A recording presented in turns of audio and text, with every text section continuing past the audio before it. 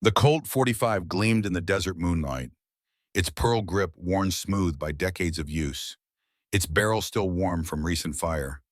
Blood seeped into the sand as the woman stared down at the dying man, her eyes hard as desert stone. "He taught me to shoot straight," she whispered, "but he never taught me how to forget. Some ghosts don't rest. Some debts can't be settled with apologies." In the borderlands, where law stretches thin across vast expanses of nothing, justice has always come from the barrel of a gun. The West might have been tamed on paper, but its spirit remains wild in the souls of those who carry its legacy. Behind every small-town bar, there's a story. Behind every quiet smile, there might be teeth. And sometimes behind the steady hands pouring your whiskey are the same hands that can draw a weapon faster than you can blink. They say lightning never strikes twice. They're wrong. The last customer had just stumbled out of the Rusty Nail when Kate Rivera began her closing routine, wiping down the aged mahogany bar with practiced efficiency. The neon beer signs cast a dim blue glow across the empty saloon, illuminating the worn leather stools and decades of Southwestern memorabilia adorning the walls. Outside, the small town of New Gila, Arizona settled into the quiet that came with 2 a.m. in a place where most folks were up before dawn. Kate glanced at the clock and sighed. 15 minutes to finish. Then the blessed solitude of the drive home. She tucked a strand of dark hair behind her ear and continued wiping. Her movements economical, almost mechanical. The door swung open, letting in a blast of desert night air, along with 4 men whose unsteady gait told Kate everything she needed to know. "We're closed," she said without looking up, her voice flat and final. "Oh, come on, pretty lady." The tallest one slurred, leaning heavily against the bar. "Just one more round." His 3 companions spread out along the bar, their expressions a mixture of drunken determination and something darker that Kate recognized immediately. "Bars closed. Town's got rules." Kate's tone remained even, but her body had subtly shifted, weight balanced on the balls of her feet. "Rules." The tall man laughed, nudging his friends. "Hear that? Boys, ladies talking about rules." He leaned closer, alcohol heavy on his breath. "We don't much care for rules." "That's your choice," Kate replied, continuing her wiping. "Doors that way." The man's hand shot across the bar, grabbing Kate's wrist. "Maybe we want something else besides drinks now." Time seemed to slow for Kate as memories flashed through her mind, a voice from the past, calm and steady. "When they touch you first, whatever happens next is on them, not you." In one fluid motion, Kate twisted her trapped wrist outward, breaking the man's grip, and simultaneously brought the heavy bottom of a whiskey bottle down on his knuckles with a sickening crack. As he howled in pain, she was already moving, ducking beneath his wild swing and coming up with the bar rag wrapped tightly around her right fist. The second man lunged around the bar, but Kate was ready. She stepped into his charge, driving her wrapped fist into his solar plexus with surgical precision. As he doubled over, she grabbed the back of his head and brought her knee up to meet his descending face. The impact made a sound like a ripe melon hitting concrete. The third attacker hesitated just long enough for Kate to grab a pool cue from the rack. She spun it once, muscle memory from long ago taking over, before sweeping his legs out from under him. He hit the floor hard, the wind knocked out of him. The fourth man, perhaps the most sober of the group, had backed toward the door, eyes wide with shock at the sudden violence. But Kate wasn't finished. She vaulted over the bar with a grace that seemed impossible for someone who had spent the last 8 hours pouring drinks. Landing lightly before him, "Tell your friends," she said quietly. "The Rusty Nail's got rules." He nodded frantically and bolted through the door. Kate turned to the remaining 3, who were in various states of painful recovery. With methodical efficiency, she grabbed each one by the collar and belt, dragging them to the door and depositing them unceremoniously in the parking lot dirt. The entire encounter had lasted less than 30 seconds. Back inside, Kate locked the door, returned to the bar, and picked up her discarded rag. She resumed wiping as if nothing had happened, her breathing barely elevated, her expression unchanged. But deep inside, something had stirred, something she'd worked hard to bury for 15 years, something that felt disturbingly like satisfaction. The headlights of Kate's battered pickup cut through the darkness as she drove the familiar route from town to her small cabin in the foothills. The radio played softly, Johnny Cash singing about a burning ring of fire as she massaged her right knuckles with her thumb. They would be bruised tomorrow, but it was worth it. She had maintained her boundaries without revealing too much of herself. That was the key to survival-controlled response, never showing your full hand. As she rounded a bend in the road, her headlights illuminated an unexpected scene, two figures struggling beside a parked car at the remote desert gas station that marked the halfway point of her journey home. An elderly couple was being accosted by two younger men, one holding what appeared to be a knife. Kate's foot instinctively hit the brake. She could drive past, should drive past. Getting involved meant attention, questions, things she'd spent years avoiding. Sometimes doing nothing is the same as doing wrong, the voice from her past whispered in her head. "Damn it, Frank," she muttered. Pulling over, Kate reached behind her seat and grabbed the well-worn Louisville Slugger that had accompanied her since she was 16. As she approached, the flickering lights of the gas station casting eerie shadows across the cracked concrete, she could hear the elderly man pleading, "Please, take the money. Just don't hurt my wife."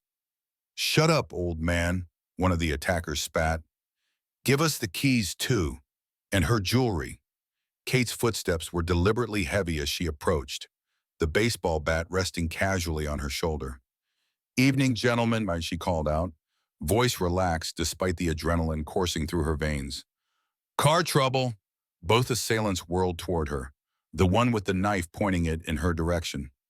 "Mind your own business, bitch. Walk away while you still can." The elderly couple looked at her with a mixture of hope and fear. The woman clutched her husband's arm, her other hand pressed against her chest. "Well, that's the thing," Kate said, continuing her approach, bat still resting on her shoulder. "I've got this problem with manners. My daddy raised me to respect my elders." She gestured toward the elderly couple with her free hand. "So when I see folks like this being disrespected, it just bothers me something fierce." The knife wielder took a step toward her, blade glinting in the fluorescent light. "Last warning. Turn around and—" Kate moved with explosive speed. The bat swung down from her shoulder in a controlled arc, connecting with the knife wielder's wrist. The crack of bone was followed immediately by the clatter of the knife hitting the ground. Before his partner could react, Kate had reversed the bat's momentum, driving the handle into his sternum like a spear. As he stumbled backward, gasping for breath, Kate kicked the fallen knife well out of reach. The first attacker clutched his broken wrist, face contorted in pain and rage. He charged at Kate with his good arm outstretched, but she sidestepped with the fluid grace of a matador, extending her foot to trip him as he passed. He sprawled face first onto the concrete. The second attacker had recovered enough to pull something from his waistband, a small revolver that looked more rusty than reliable. But Kate didn't wait to find out if it would fire. She closed the distance between them in two quick strides, the bat connecting with his gun hand in a downward strike that sent the weapon skittering across the pavement. A follow-up swing to the back of his knees dropped him to the ground, where Kate placed a firm boot on his chest. "Now here's what's going to happen," she said calmly, looking between the two subdued attackers. "These nice folks are going to call the sheriff, and you two are going to wait here quietly. If either of you moves before the law arrives, I'll demonstrate what happens when I really start swinging." She emphasized her point by tapping the bat gently against the ground near the second attacker's head. "Who the hell are you?" the first attacker groaned, still cradling his wrist. Kate's mouth twitched in what might have been the ghost of a smile. "Just a bartender passing by." She turned to the elderly couple. "Sir, ma'am, are you hurt?" "No, we're okay," the old man said, voice shaking. "Thank you. I don't know what would have happened if you hadn't come along." "Do you have a phone?" Kate asked. When the woman nodded and pulled out a cell phone, Kate continued, "Call Sheriff Wilson. Tell him there has been an attempted robbery at Gus's gas station. I'll wait with you until he's close. Then I need to get home." "But the sheriff will want to talk to you," the woman protested. "I'm sure these gentlemen will confess to everything," Kate replied, applying slightly more pressure with her boot until the man beneath it nodded frantically. Best not to complicate things with extra witnesses. By the time the distant wail of sirens approached 20 minutes later, Kate had secured both men with their own belts, collected their weapons, and ensured the elderly couple was safely locked in their car. With a respectful nod to the couple, she slipped back to her truck and disappeared into the night. Another incident carefully contained. Dawn was breaking over the mountains when Kate finally turned onto the dirt road leading to her cabin. The small wooden structure sat nestled among pinyon pines and juniper, its weathered exterior blending naturally with the landscape. It wasn't much kitchen, living area, bedroom, and bath, all modestly furnished, but it was hers. Paid for in cash 5 years ago when she'd arrived in New Gila looking for anonymity and distance from her past.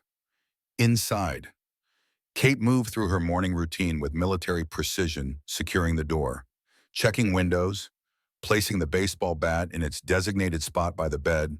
Only then did she allow her shoulders to slump slightly, the facade of constant vigilance easing in the privacy of her sanctuary. She knelt beside the bed and pulled out a weathered wooden box, its surface worn smooth from years of handling.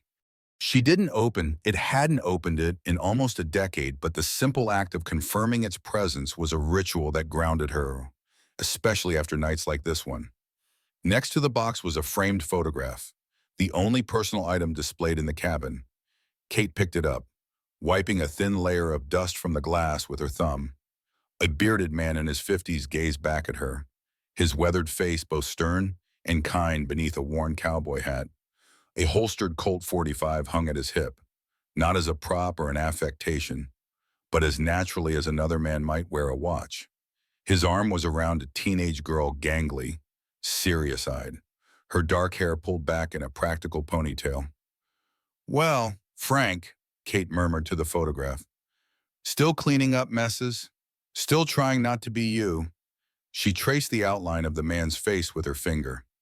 "Still failing at that last part? I reckon." She replaced the photograph and stood, wincing slightly at the stiffness in her right hand. The knuckles were indeed bruised, and her muscles protested from the unaccustomed exertion. At 35, Kate was still fit, running daily, practicing the physical disciplines that had been drilled into her, but it had been years since she'd been in an actual fight. After a quick shower, Kate changed into clean clothes and crawled into bed, though she knew sleep would be elusive. Nights like this one had a way of stirring up the past, bringing memories to the surface that were better left buried. 23 years earlier, wider stance, Katie girl, weight on the balls of your feet. That's it. 12-year-old Catherine Rivera adjusted her position as instructed, the Colt 45 looking impossibly large in her small hands. The desert sun beat down mercilessly, but she didn't complain. Complaining wasn't something you did around Frank Lightning Dawson. "Now remember," Frank continued, his voice gentle but firm, "slow is smooth, and smooth is fast. Don't rush the shot. Breathe in." He demonstrated, chest expanding. Halfway out, he exhaled partially. "And squeeze. Don't pull." Kate nodded, focusing on the row of tin cans arranged on a fallen log 30 yards away. She breathed in, released halfway, and squeezed the trigger. The gun bucked in her hands, the report echoing across the empty desert, but the can remained standing. "I missed," she said, frustration evident in her voice. It was her 5th attempt without success. "Yep," Frank agreed matter-of-factly. "You sure did," but there was no disappointment in his tone. "What went wrong?" Kate thought for a moment, analyzing her performance. "I flinched before the shot, closed my eyes." Frank nodded approvingly. "Good observation. Knowing what went wrong is half the battle. Now, let's—" The rumble of approaching vehicles interrupted his instruction. 3 dust-covered pickups appeared on the dirt road behind them, slowing as they approached the makeshift shooting range. Frank's posture changed subtly, nothing obvious. But Kate had lived with him long enough to recognize when he shifted into a different mode of awareness. Keep practicing, he told her quietly. Don't mind our audience. 5 men exited the trucks, each carrying themselves with the easy confidence of those accustomed to rural life and its hardships. Their leader, a heavy-set man with a sunburned face and a week's worth of stubble, approached with a grin that didn't reach his eyes. "Well, if it ain't Frank Dawson," he called out. "Heard you settled in these parts, but didn't believe it. The great Lightning Dawson, domesticated at last." Frank nodded politely but didn't smile. "Harlan, been a while. Since that business in Tucson. What, 12 years back?" Harlan's gaze shifted to Kate. "And who's this? Don't tell me Lightning Dawson's gone and got himself a family." "This is Catherine," Frank said simply. "My daughter." The word still gave Kate a warm feeling. Even 4 years after he'd taken her in, she'd never called him Dad. It would have felt like a betrayal of her parents, who died in that stagecoach robbery when she was 8, but in every way that mattered. Frank Dawson had become her father. "Your daughter," Harlan laughed, looking back at his companions. "Hear that? Boy's Lightning's got himself a little girl." His gaze returned to Kate, specifically to the gun in her hands. "And teaching her the family business, I see. Starting them young these days." "Just teaching her to protect herself," Frank replied evenly. "World's got teeth, as you well know." "That it does," Harlan agreed, his attention fixed on Kate's target practice. "Though don't seem like the lessons are taking too well. Girl couldn't hit the side of a barn from the inside." His companions chuckled, and Kate felt her cheeks burn with embarrassment. "She's learning," Frank said, his voice cooling several degrees. "Best be on your way, Harlan. We're busy here." Harlan's eyes narrowed at the dismissal. "Now that's not very neighborly. Frank, tell you what." He reached into his pocket and pulled out a roll of bills. "Let's make this interesting. $100 says your girl can't hit one of those cans from 50 yards. "We're not here to gamble," Frank replied. But Kate caught the subtle change in his posture, the slight shift of weight, the way his right hand now hung relaxed at his side, inches from the holstered Colt at his hip. "Afraid she'll embarrass you," Harlan taunted. "Come on, Lightning, for old time's sake." Frank was silent for a moment, then turned to Kate. "What do you think, Katie girl? Want to show these gentlemen what you've learned?" Kate swallowed hard. She hadn't hit anything all morning, and now they wanted her to try from even further away, but something in Frank's expression, a confidence that hadn't been there before, made her nod. "Yes, sir." Frank smiled then, a small twitch of his lips that most would miss. He beckoned her closer and leaned down to whisper in her ear, "Remember what I taught you about angles and wind." "Good. Now, those cans aren't placed in a straight line. The third one from the left is actually closer than it looks because of how the log curves. Start with that one. Don't think about the money or these men. It's just you, the gun, and the target." Kate nodded, her nervousness giving way to determination. She positioned herself as Frank had taught her, raised the Colt with both hands, and focused on the third can from the left. The world narrowed down to her sights in the target as she breathed in, released halfway, and squeezed. The can flew off the log with a satisfying ping. Harlan and his men fell silent, their smirks fading. Kate allowed herself a small smile before readjusting her aim for the next can. Breathe in, halfway out, squeeze, another hit. By the time she'd knocked down all 5 cans in succession, Harlan's face had transformed from amusement to disbelief to something closer to anger. "Well, I'll be damned," he muttered, looking between Kate and Frank. "You taught her your tricks." "No tricks," Frank replied calmly. "Just fundamentals and practice." He held out his hand. "I believe you owe my daughter $100. Harlan hesitated, his eyes hardening. "Seems to me like I've been hustled. Dawson. Girl couldn't hit a thing until money was on the table." Frank's voice remained pleasant, but something dangerous flickered in his eyes. "Calling me a cheat. Harlan. The atmosphere shifted instantly. The desert air suddenly charged with potential violence. Kate had seen this before the moment when Frank Dawson transformed from her quiet, methodical guardian into the legendary gunman whose name was still whispered in certain circles. Harlan must have sensed it too, because he quickly backpedaled, forcing a laugh as he peeled off 520s from his roll. Just having some fun. Frank. No offense meant. He handed the money to Kate, who took it with a steady hand despite her racing heart. Girl's got talent. I'll give her that. Frank nodded, the dangerous moment passing. She's got more than talent. She's got discipline. You boys drive safe now. It was a clear dismissal, and after a moment of tense silence, Harlan and his men returned to their trucks. As they drove away, kicking up clouds of dust, Frank turned to Kate with a genuine smile. You did good, Katie girl. Real good. I couldn't have done it without your help, she admitted. How did you know I could make those shots?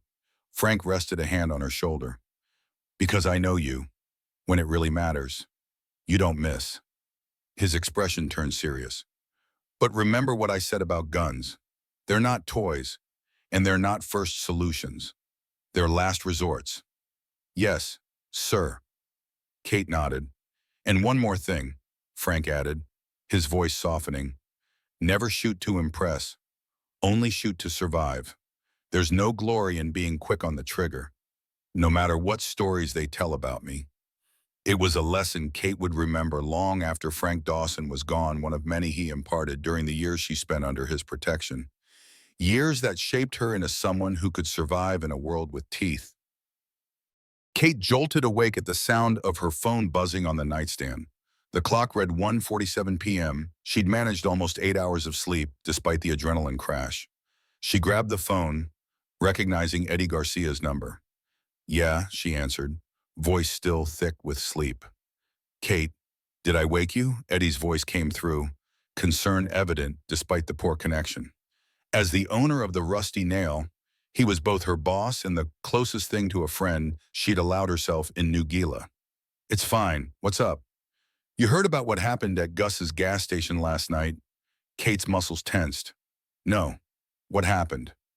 Two guys tried to rob an old couple. Someone intervened, beat them pretty good with a baseball bat. From what I hear, sheriff's got them locked up. But they're talking about a woman who disappeared before deputies arrived. Huh, Kate said non-committally. Interesting. Yeah, thought you might want to know. People are talking. Eddie paused. Also, I need you to come in early tonight if you can. Jake Blackwood and his crew were asking if you'd be working.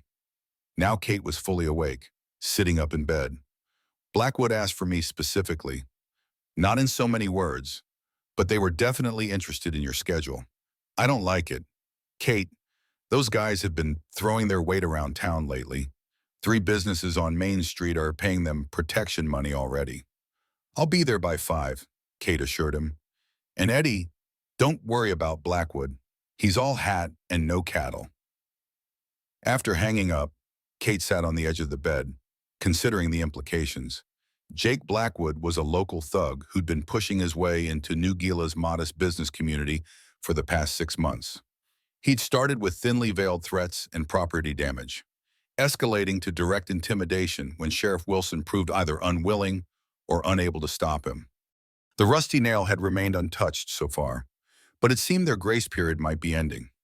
Kate showered and dressed in her usual work attire, dark jeans, boots, and a simple button-down shirt.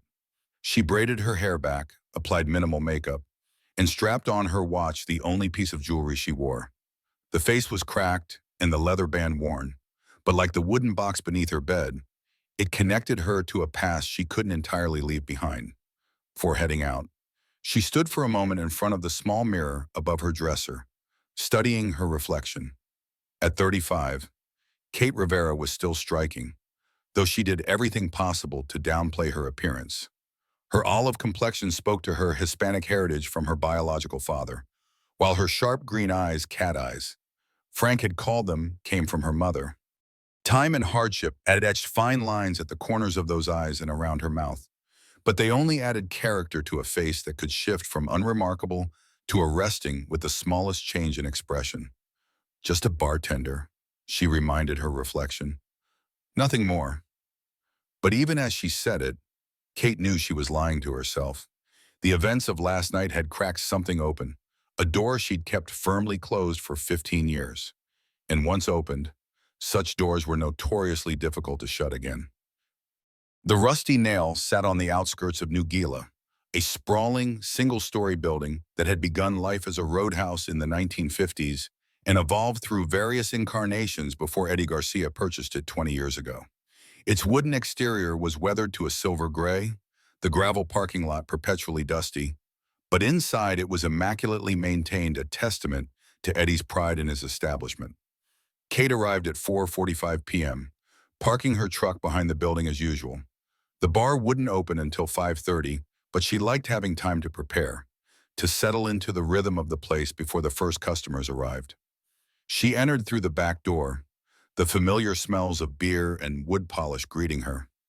Eddie was behind the bar, his stocky frame bent over a clipboard as he inventoried bottles. "You're early," he said without looking up, a hint of a smile in his voice. At 60, Eddie had the weathered face of a man who'd spent decades in the sun and the powerful hands of someone who'd worked hard his entire life. His dark hair was more salt than pepper now, and his mustache was entirely white, giving him the appearance of a Hispanic Sam Elliott. "Said I'd be here by 5, Kate replied, hanging her light jacket on a hook and moving behind the bar. "Anything I should know about Blackwood?" Eddie straightened, setting down his clipboard with a C. "Been asking questions about you. Specifically, wanted to know how long you've worked here, where you came from before New Gila." Kate's expression didn't change, but internally, alarm bells were ringing. "What did you tell him? What could I tell him that you showed up 5 years ago, asked for a bum, and have been my most reliable employee ever since, that you keep to yourself and do your work without drama?" Eddie shrugged. "I don't know anything else to tell. Katie, you've never been one for sharing, and I appreciate you respecting that," Kate said, genuine gratitude in her voice. When she'd arrived in New Gila, Eddie had been the first person to offer her a chance, asking remarkably few questions for a man whose business depended on knowing his community. "Well, whatever's got Blackwood curious about you, it can't be good," Eddie warned. "Man's been nothing but trouble since he rolled into town. Sheriff's useless, no offense to Wilson, but he's past his prime, and that badge might as well be made of tin for all the authority it carries these days." Kate nodded, busying herself with checking the beer taps. "I can handle Blackwood if he comes around." Eddie studied her for a moment, his eyes narrowing slightly. "You know, in 5 years, I've never asked you about your past. Figured a woman has a right to her secrets, but sometimes I wonder." "Wonder what?" Kate asked, not looking up from her task. "If maybe you've had practice handling men like Blackwood before." Kate finally met his gaze, her expression carefully neutral. "I've bartended in rough places. You learn to manage difficult customers." Eddie held her gaze for a beat longer than comfortable, then nodded slowly. "Well, I'm just glad you're on our side. Ellie should be in soon to help with the tables. Expecting a decent crowd tonight, payday for the mine workers." As if on cue, the side door opened, and Ellie Thompson entered. At 25, she was the youngest employee at the Rusty Nail, working part-time while taking online college courses. Her blonde hair was pulled back in a ponytail, her fresh face free of makeup except for a touch of mascara. "Hey, Mr. G," she called cheerfully, then noticed Kate. "Oh, hi, Kate. You're here early?" "Just getting a head start," Kate replied with a small smile. Despite her efforts to maintain professional distance, she had a soft spot for Ellie. The young woman reminded her of herself at that age, before life had taught her the hardest of its lessons. "Did you hear about what happened at Gus's last night?" Ellie asked excitedly, tying an apron around her waist. "Someone beat up those 2 guys who've been causing trouble around town. Used a baseball bat." "So I heard," Kate said noncommittally. Sheriff doesn't know who it was, but people are saying it was a woman. Ellie continued, eyes wide. How cool is that? Like a vigilante or something? Or something, Kate agreed, meeting Eddie's knowing gaze over Ellie's head. Let's focus on getting ready to open, shall we? The evening proceeded normally for the first few hours. The after-work crowd gave way to the dinner crowd, which transitioned to the serious drinking crowd as the night wore on. Kate moved through it all with practiced efficiency, mixing drinks, handling Osh, and managing the occasional over-enthusiastic customer with a firm word or a stern look. It was just after 9 p.m. when the atmosphere in the bar shifted. Kate felt it before she saw the cause, a subtle tension that spread through the room like a drop of blood in water. Conversations quieted, laughter died down, and several regulars suddenly found reasons to study their drinks with intense concentration. Jake Blackwood entered flanked by two of his associates, his presence commanding attention not through any particular physical intimidation, though at 6'2" with broad shoulders.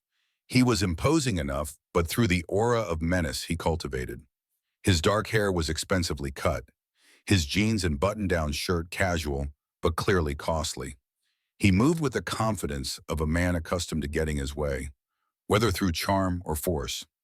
Evening, all, he called out genially, though his smile didn't reach his eyes. Don't stop the fun on my account. Conversations gradually resumed, though notably subdued. As Blackwood and his companions made their way to the bar, Kate continued serving a customer at the far end, deliberately not making eye contact until they were directly in front of her. What can I get you? She asked, her tone professionally neutral. Blackwood studied her for a moment, his gaze more assessing than appreciative. You must be Kate, Eddie's prize bartender. That's me, Kate acknowledged, wiping her hands on a bar towel. Drinks, 3 whiskeys, top shelf. Blackwood leaned against the bar, watching as Kate selected a bottle and glasses. You know, I've been coming here for months, but somehow we've never crossed paths. I work specific shifts, Kate replied, pouring the amber liquid with precision. Not always on the busiest nights. And yet Eddie makes sure you're scheduled when I might drop by, Blackwood observed, his tone making it clear he found this significant. Makes a man curious. Kate set the glasses in front of them. $18 each, 54 total. Blackwood chuckled, pulling out a money clip thick with bills. He peeled off 100 and laid it on the bar. Keep the change. Consider it a getting-to-know-you gift. Kate made change from the register and placed exactly $46 beside his glass. Bar policy, we don't accept tips over 20%. A flicker of annoyance crossed Blackwood's face before his smile returned, now edged with something colder. Principled. I like that in a woman. He pocketed the change and raised his glass. To new friendships. Kate had already moved to serve another customer, ignoring the toast and the implicit invitation for conversation.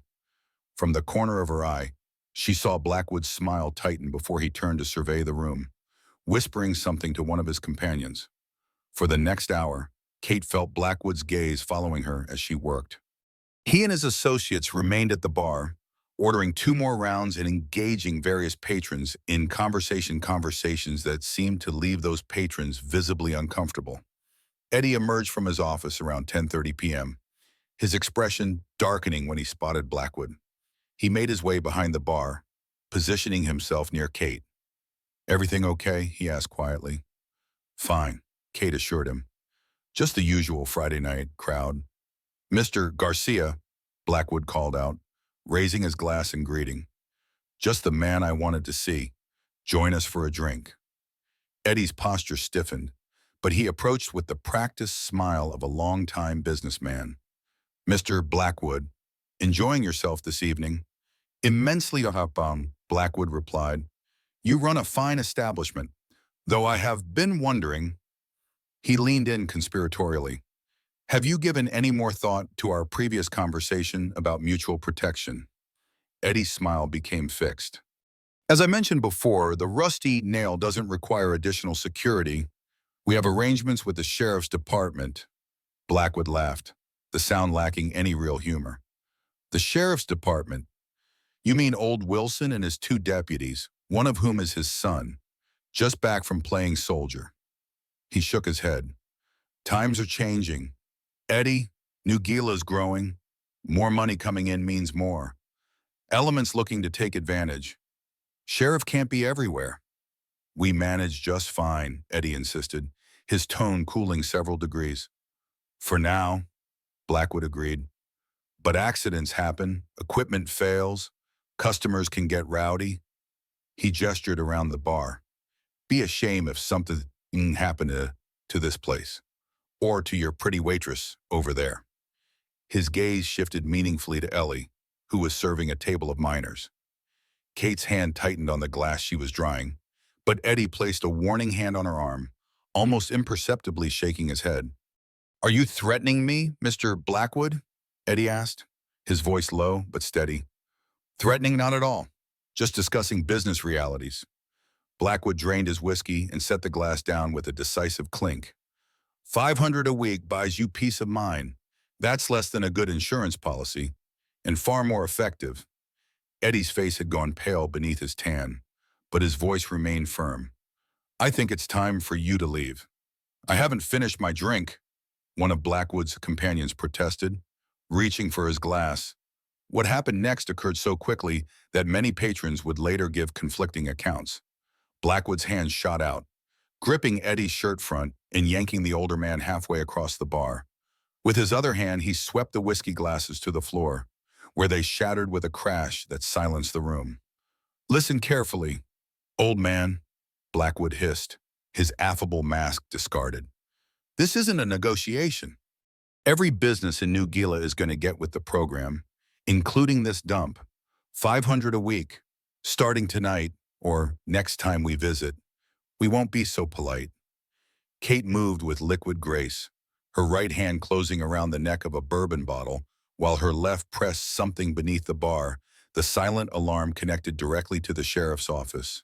In the same motion, she brought the bottle up and pressed its end firmly against Blackwood's temple. Let him go, she said quietly, her voice carrying in the sudden silence. Now. Blackwood froze, his eyes sliding sideways to look at Kate. Whatever he saw in her expression made him slowly release Eddie's shirt. Easy now, he said, raising his hand slightly. Just a misunderstanding between businessmen. There's no misunderstanding, Kate replied, the bottle still pressed against his head. Mr. Garcia asked you to leave. That means you're done here tonight. Blackwood's companions had risen from their stools, hands drifting toward their waistbands, but Blackwood gave a subtle shake of his head.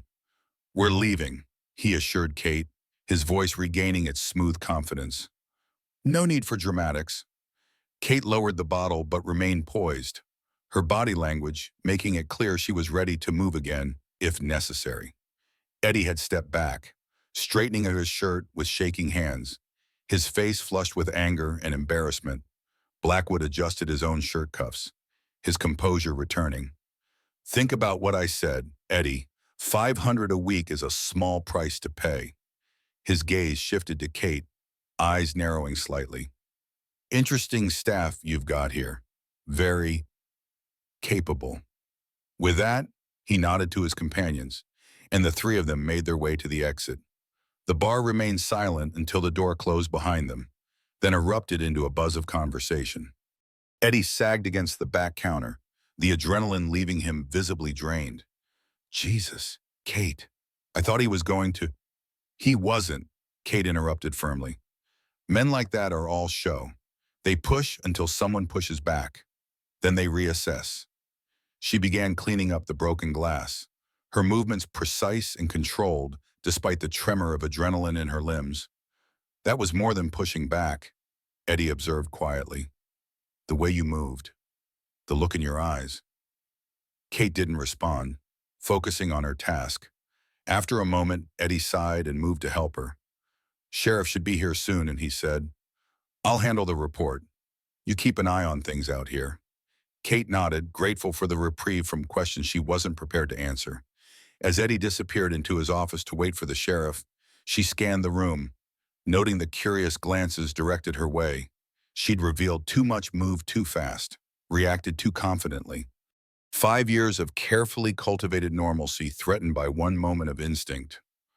First rule of hiding, Frank's voice echoed in her memory, is don't do anything worth remembering. Be forgettable. Average, the gray woman no one notices. She'd failed that lesson tonight, and something told her Jake Blackwood was not a man who forgave or forgot easily. Sheriff Thomas Wilson arrived 15 minutes later, looking every one of his 70 years. His once impressive frame had begun to stoop with age, and his silver hair had thinned to wisps, but his eyes remained sharp beneath bushy eyebrows. He spoke with Eddie in the office for several minutes before emerging to take statements from staff and customers. When he finally approached Kate, who was once again tending bar as if nothing had happened, his expression was troubled. "Miss Rivera," he greeted her, tipping his hat slightly. "Mind if I ask you a few questions?" "Not at all, Sheriff," Kate replied, continuing to mix a drink for a waiting customer. Wilson waited until she'd served the drink before speaking again. "Eddie says you intervened when Blackwood grabbed him. Says you showed remarkable composure." "I've dealt with drunks before," Kate said with a shrug. "Comes with the job." "Blackwood wasn't drunk," Wilson observed. "And from what witnesses tell me, you moved like someone with training." He studied her face carefully. "Military background." Perhaps Kate met his gaze steadily. "No, sir, just experience." Wilson held her gaze a moment longer, then nodded slowly. "Well, whatever your background, you handled yourself well, though I'd advise caution with Blackwood. He's not just another rowdy customer." "So I gathered," Kate acknowledged. "Is there anything else?" "Sheriff, I've got customers waiting." "Just one thing," Wilson said, his voice lowering. "There was an incident last night at Gus's gas station. 2 men attempting to rob an elderly couple were subdued by a woman with a baseball bat. Woman disappeared before my deputies arrived." He paused meaningfully. "Any thoughts on that?" Kate's expression remained neutral. "Sounds like the couple was lucky someone came along." "Indeed they were," Wilson agreed. "Funny thing is, one of the robbers gave a description of the woman. Fits you pretty well." "I'm sure it fits a lot of women in the county," Kate replied evenly. "Medium height, dark hair not exactly distinctive." Wilson's mouth twitched in what might have been a suppressed smile. "He also mentioned she handled that bat like a professional. Said she moved scary fast for a woman." "Criminals always exaggerate," Kate suggested. "Makes their failures easier to accept." This time Wilson did smile, briefly. "I suppose they do." He straightened, adjusting his hat. "Well, if you do happen to run into this mystery woman, tell her the Williams, that's the elderly couple, would like to thank her properly. They've been asking how to reach her." "I'll keep that in mind," Kate promised, already turning to serve another customer. As Wilson made his way toward the exit, the door swung open to admit a younger man whose resemblance to the sheriff was unmistakable, though he stood several inches taller and carried himself with military bearing. Deputy Mark Wilson, the sheriff's son, had returned to New Gila just 3 months ago after serving 2 tours overseas. Unlike his father, whose uniform had seen better days, Mark's deputy shirt was pressed to perfection, his badge gleaming under the bar lights. "Everything under control, Dad?" he asked, surveying the room with professional attention. "Situation's resolved," Sheriff Wilson replied. "Just finishing up statements." Mark's gaze settled on Kate, recognition flickering in his eyes. "You're the bartender who stopped Blackwood. Just did what needed doing." Kate answered, uncomfortable with the open admiration in his expression. "Well, it was impressive from what I hear," Mark said. "Blackwood and his crew have been pushing boundaries since I got back. About time someone pushed back." Something in his tone, a barely contained frustration, made Kate look at him more closely. Despite his professional appearance, there was a tension in Mark Wilson that spoke of a man struggling to adjust to civilian life. She recognized it because she'd seen it in Frank during her early years with him, that hyper-awareness that came from living too long in hostile territory. "You served?" she asked, though she already knew the answer. "2 tours. Afghanistan." Mark replied, surprise evident in his expression. How did you know? Kate shrugged. Just a guess. The way you carry yourself. Mark studied her with renewed interest. Were you military? No, Kate said truthfully. But I've known people who were. She gestured to the bar. Can I get you something on the house? For law enforcement. Mark shook his head. On duty. But thanks. He glanced at his father, who was speaking with another patron. I should go, but... He hesitated, then pulled a business card from his pocket and placed it on the bar.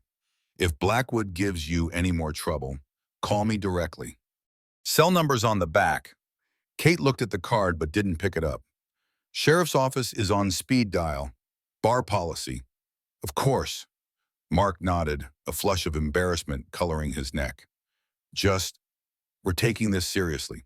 Blackwood isn't the first to try establishing territory in New Gila, but he's better organized than most. I'll keep that in mind, Kate assured him, finally taking the card and tucking it beneath the register. After the Wilsons departed, the rusty nail gradually returned to its normal Friday night rhythm.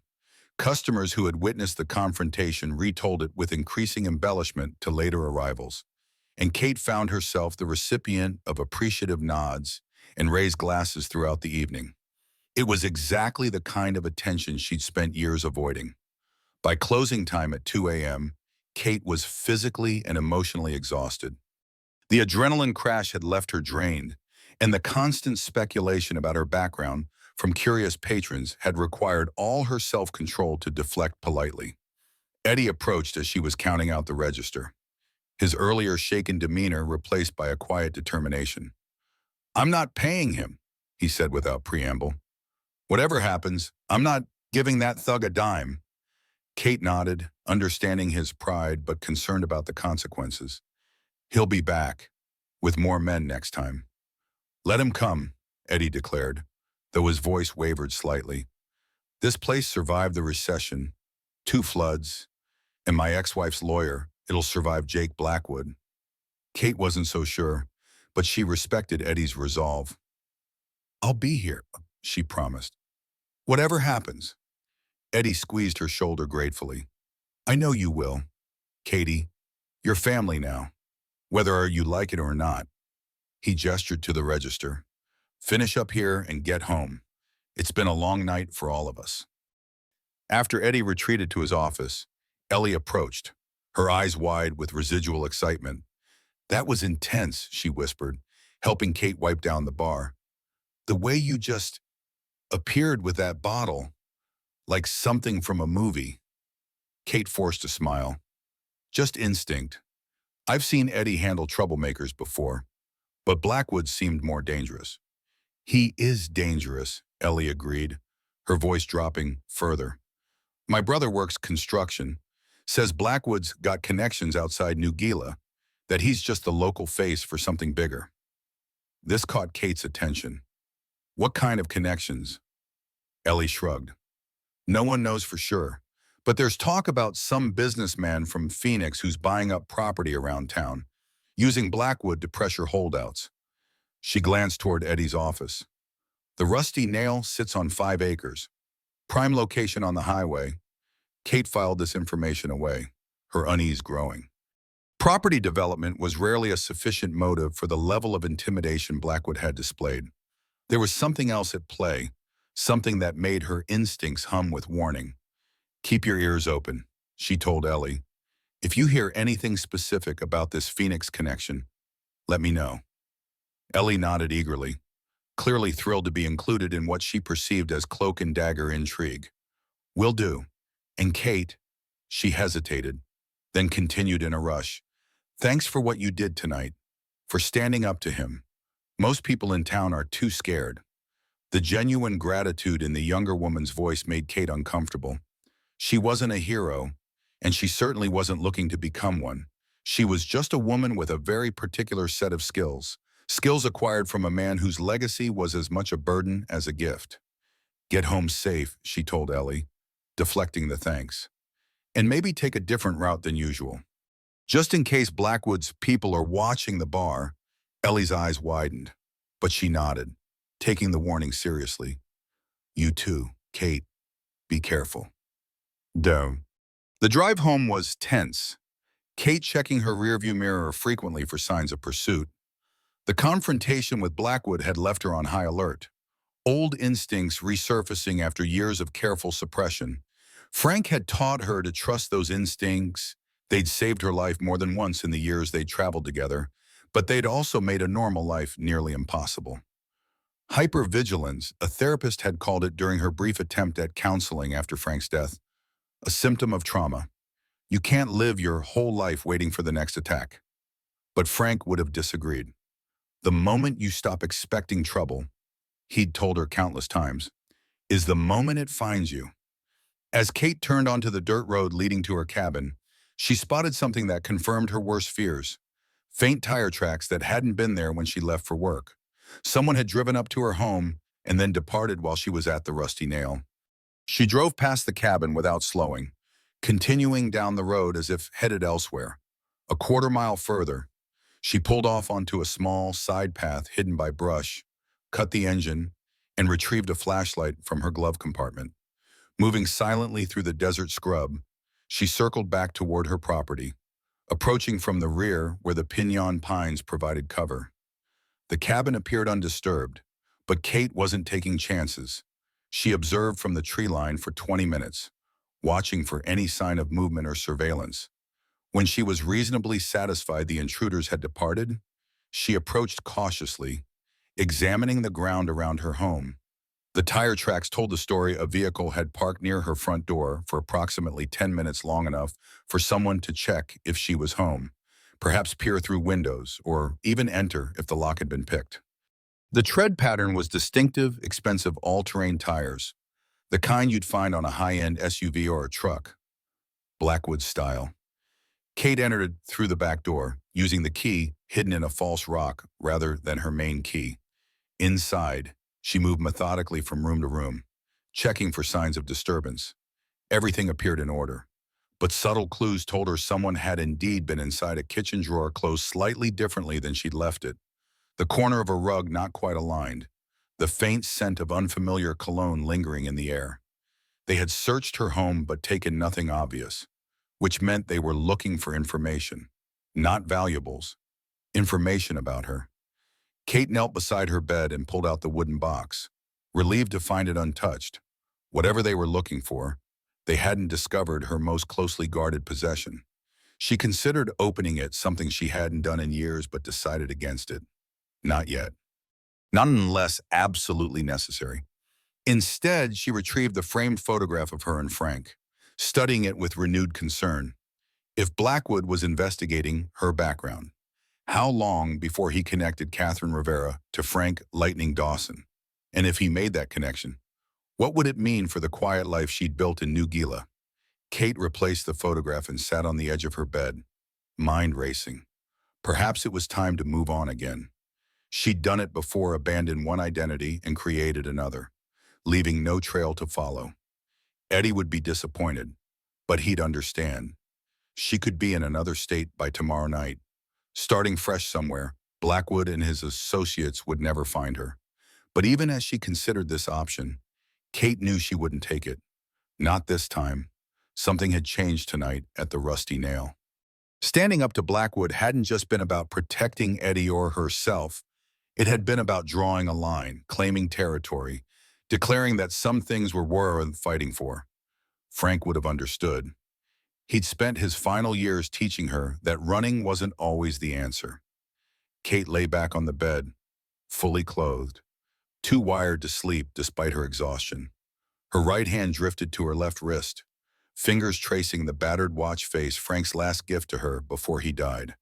Her mind drifted to his final days, when the cancer had reduced the legendary gunslinger to a shadow of himself, and the advice he'd given her as he prepared for his end.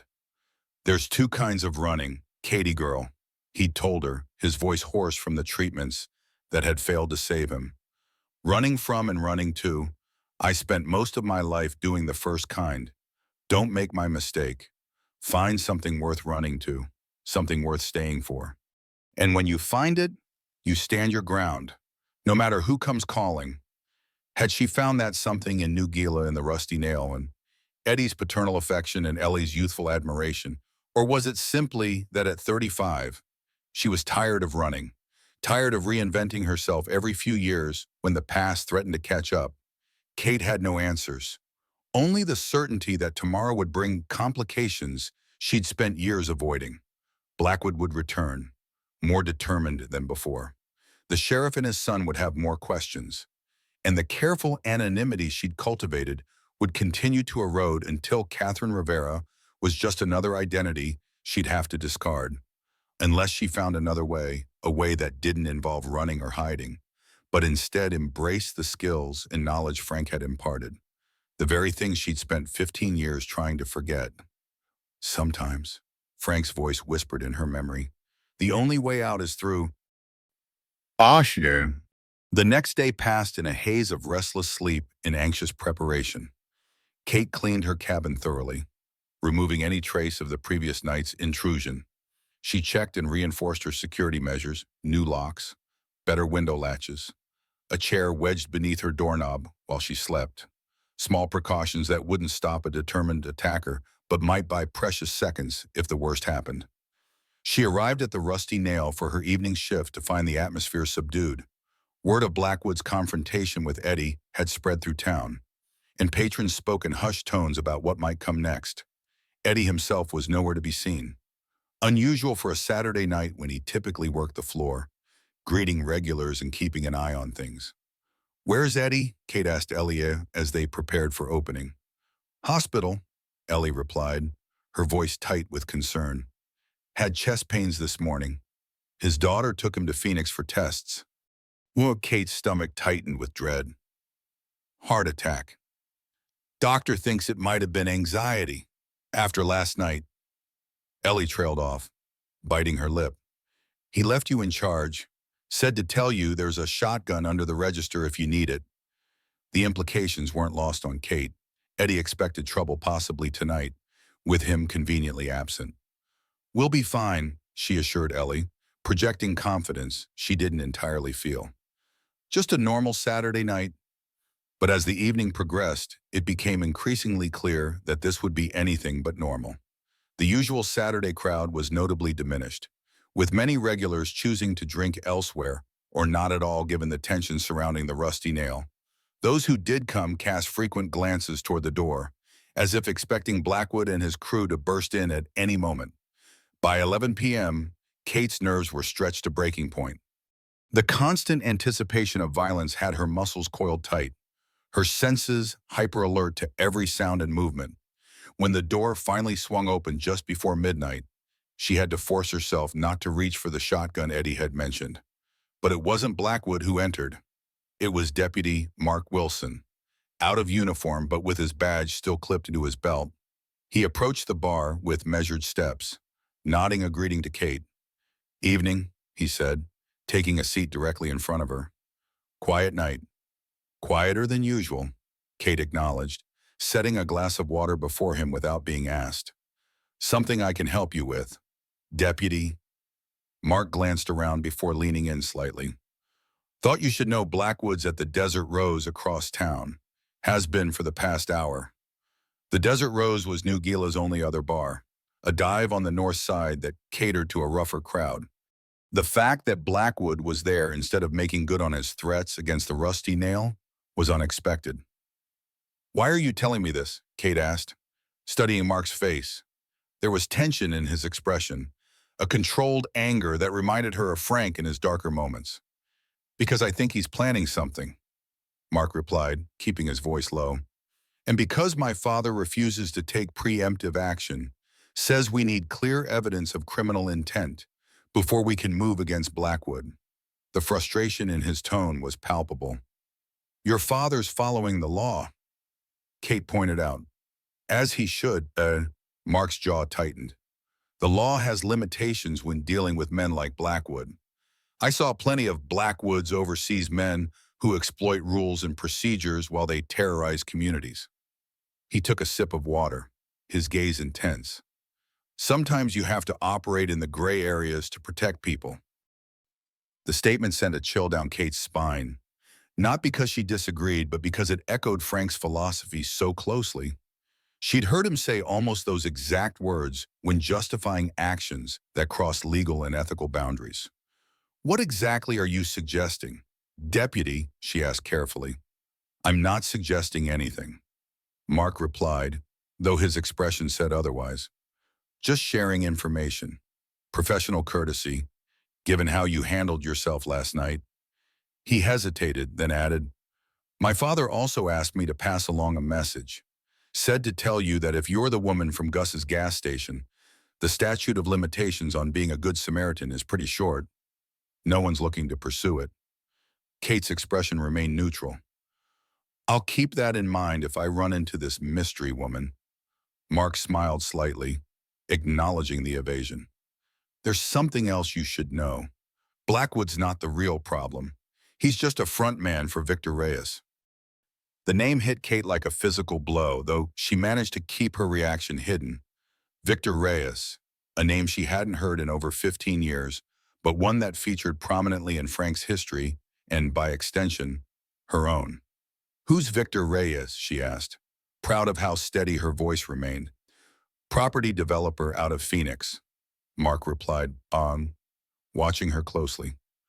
"At least that's his legitimate business. Word is he's got connections to organized crime in Mexico and California. Uses men like Blackwood to secure properties he wants when the owners won't sell willingly." Kate nodded, absorbing this information while her mind raced. Victor Reyes in New Gila couldn't be coincidence. Not with his history with Frank. "Interesting," she said noncommittally. "But I'm just a bartender. Not sure what this has to do with me." Mark leaned closer, his voice dropping further. "Blackwood's been asking questions about you specifically. My father heard from his contacts in Phoenix that Reyes has taken a personal interest in you. That's not normal for a man who usually operates through several layers of subordinates." The warning bells in Kate's mind were now deafening. If Reyes had connected her to Frank Dawson, her carefully constructed life in New Gila was already over.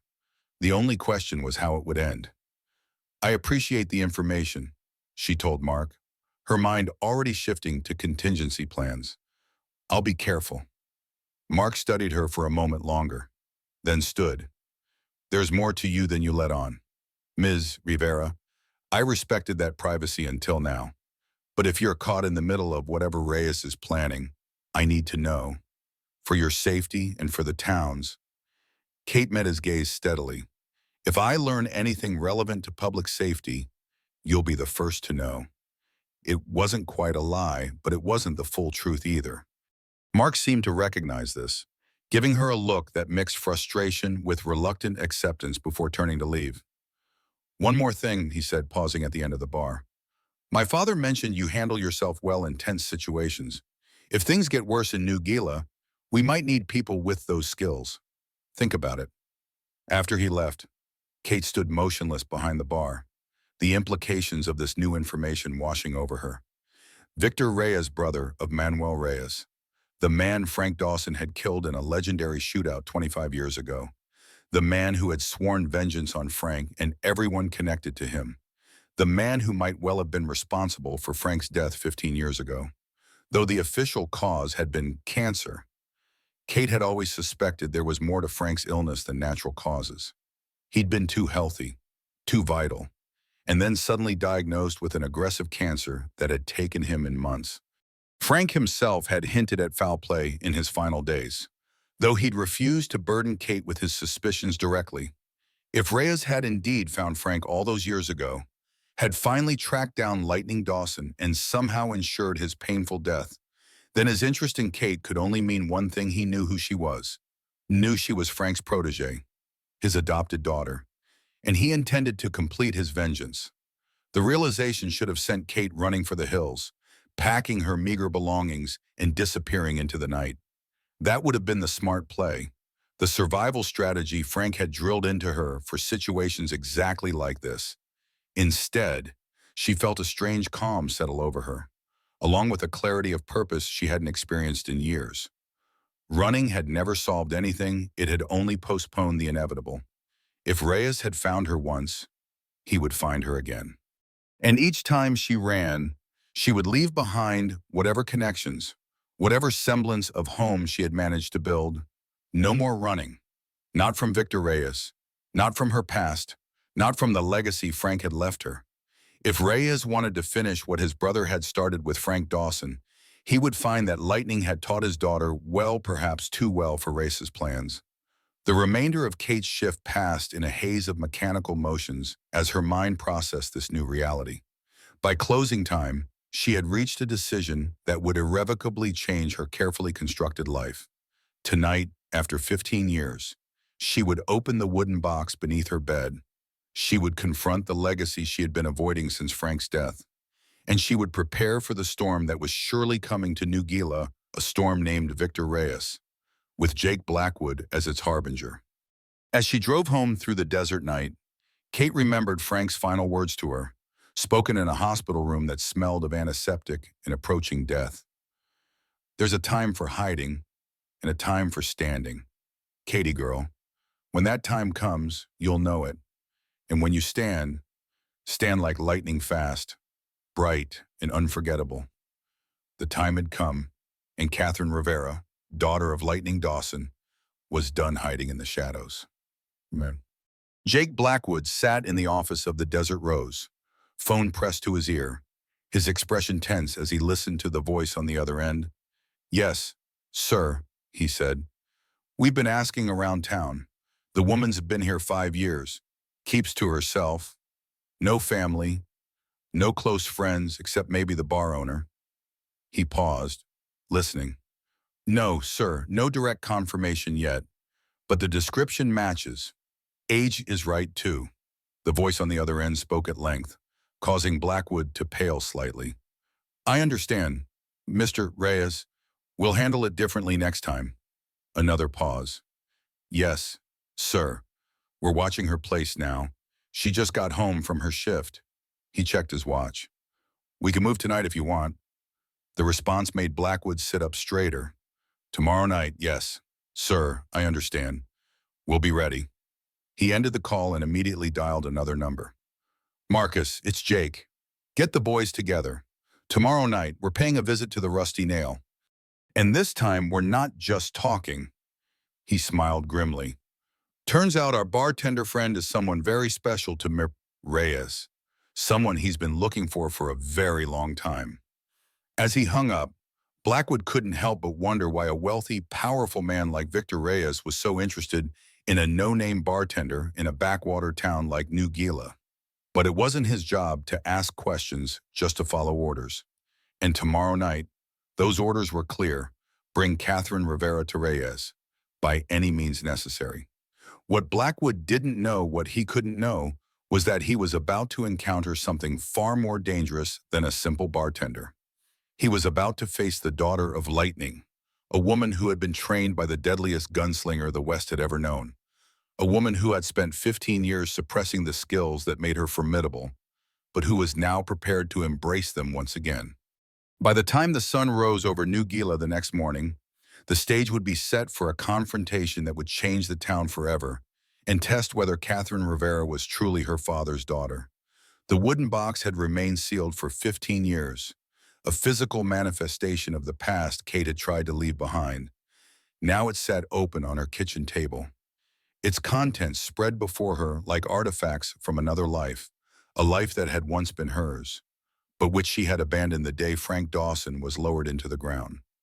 At the center lay Frank's legendary Colt .45, the firearm that had earned him the nickname Lightning for the Swede with which he could draw and fire it. The weapon's pearl grip was worn smooth from decades of use, its blued steel bearing the patina that came with age and care rather than neglect. Next to it lay a worn leather holster, custom made for Frank by a craftsman in Tucson who had since passed on.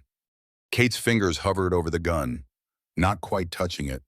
The last time she'd held it had been at Frank's funeral, when she'd fired the traditional 3 shots over his grave before placing the weapon in this box alongside his other possessions, his battered journal, his silver pocket watch, the arrowhead he'd carried as a good luck charm for 40 years, and the letter, the one he'd written in his final days, sealed in an envelope with instructions that she should open it only when absolutely necessary.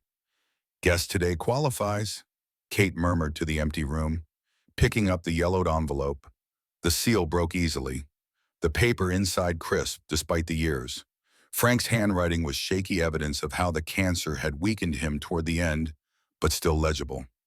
The words as clear and direct as the man himself had been. Katie girl, if you're reading this, then you've decided it's time to stop running and start standing. Good. Running gets a person nowhere worth being in the end. There are things I never told you. Things about my past that I kept hidden to protect you. But if you've opened this letter, protection is no longer an option, and knowledge might be the only advantage you have left. Victor Reyes will come for you one day.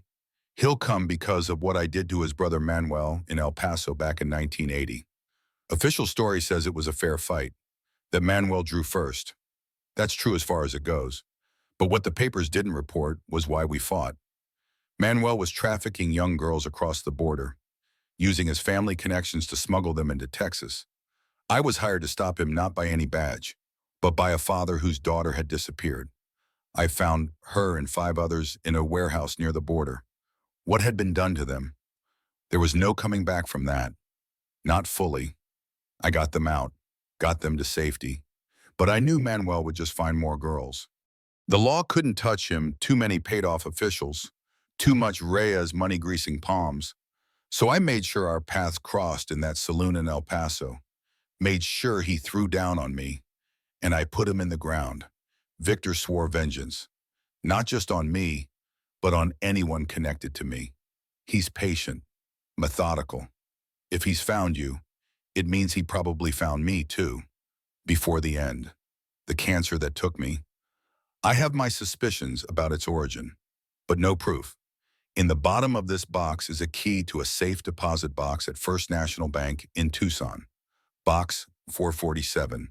Inside is everything I gathered on the Reyes family over the years. Names, connections, operations. Use it carefully. The information is old now, but the foundations of power rarely change. The gun is yours. I taught you how to use it, though I prayed you'd never need to.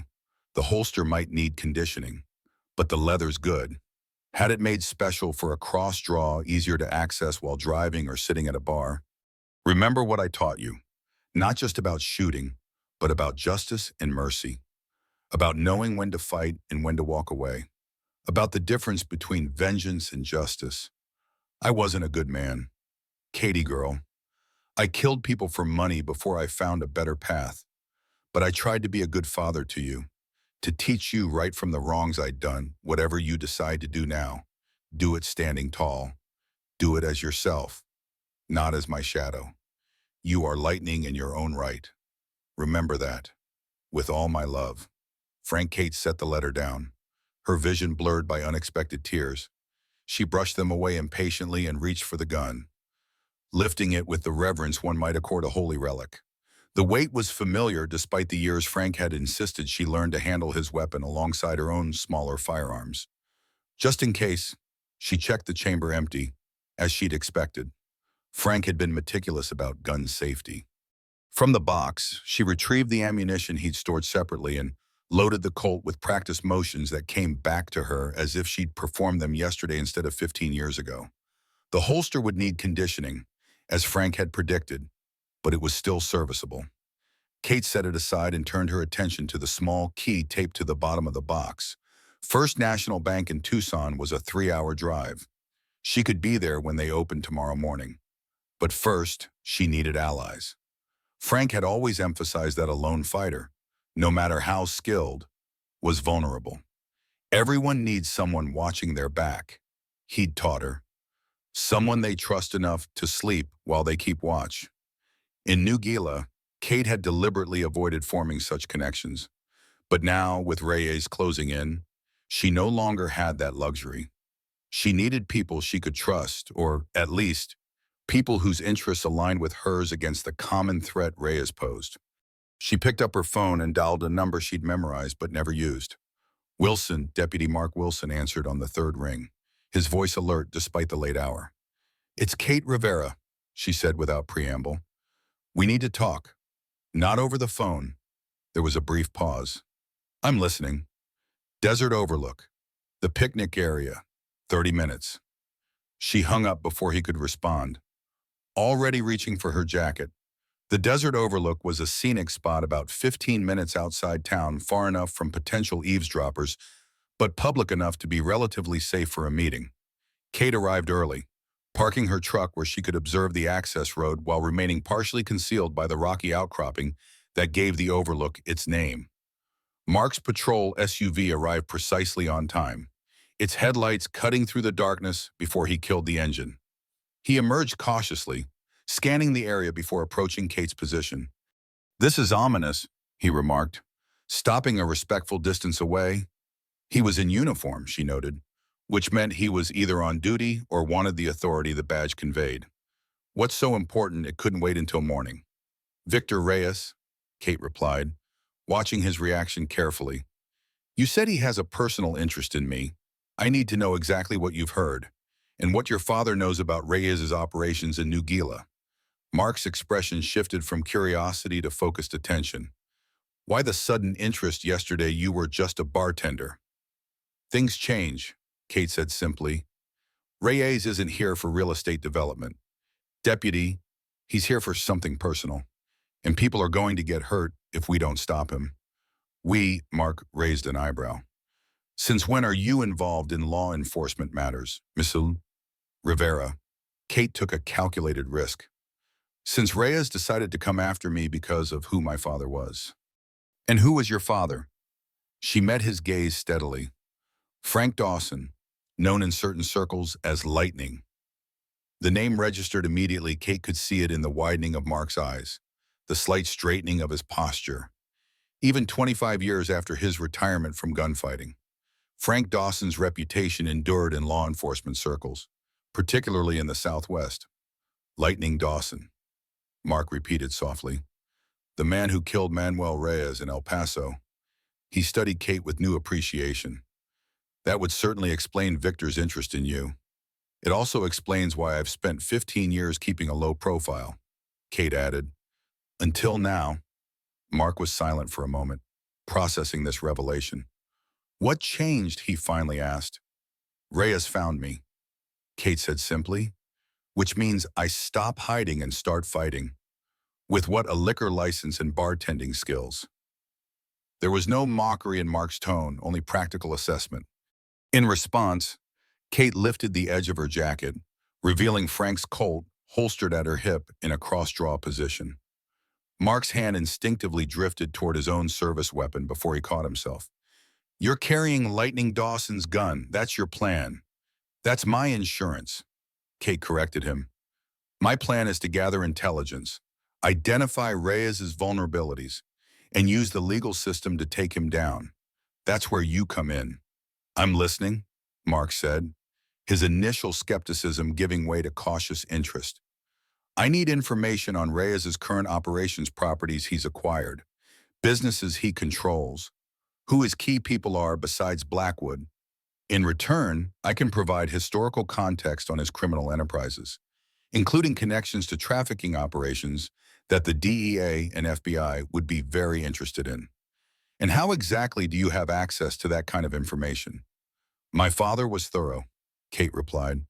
He kept records. Records I'll be retrieving tomorrow from a safe deposit box in Tucson. Mark considered this, his tactical mind visibly weighing options. What you're proposing walks a fine line between citizen assistance and vigilantism, Ms. Rivera. I'm aware of the distinction, Kate assured him. I'm not looking to take the law into my own hands, but I am looking to defend myself and this town from a threat most people don't even recognize yet. And if Blackwood or Reyes's other associates come after you before we have enough evidence to move legally, Kate's expression hardened slightly. I'll handle it, within the law, to the extent possible. The qualifier wasn't lost on Mark. He studied her for a long moment before coming to a decision. My father needs to know about this. If we're going to work together, it has to be with his knowledge and approval. Agreed, Kate nodded. But discretion is crucial.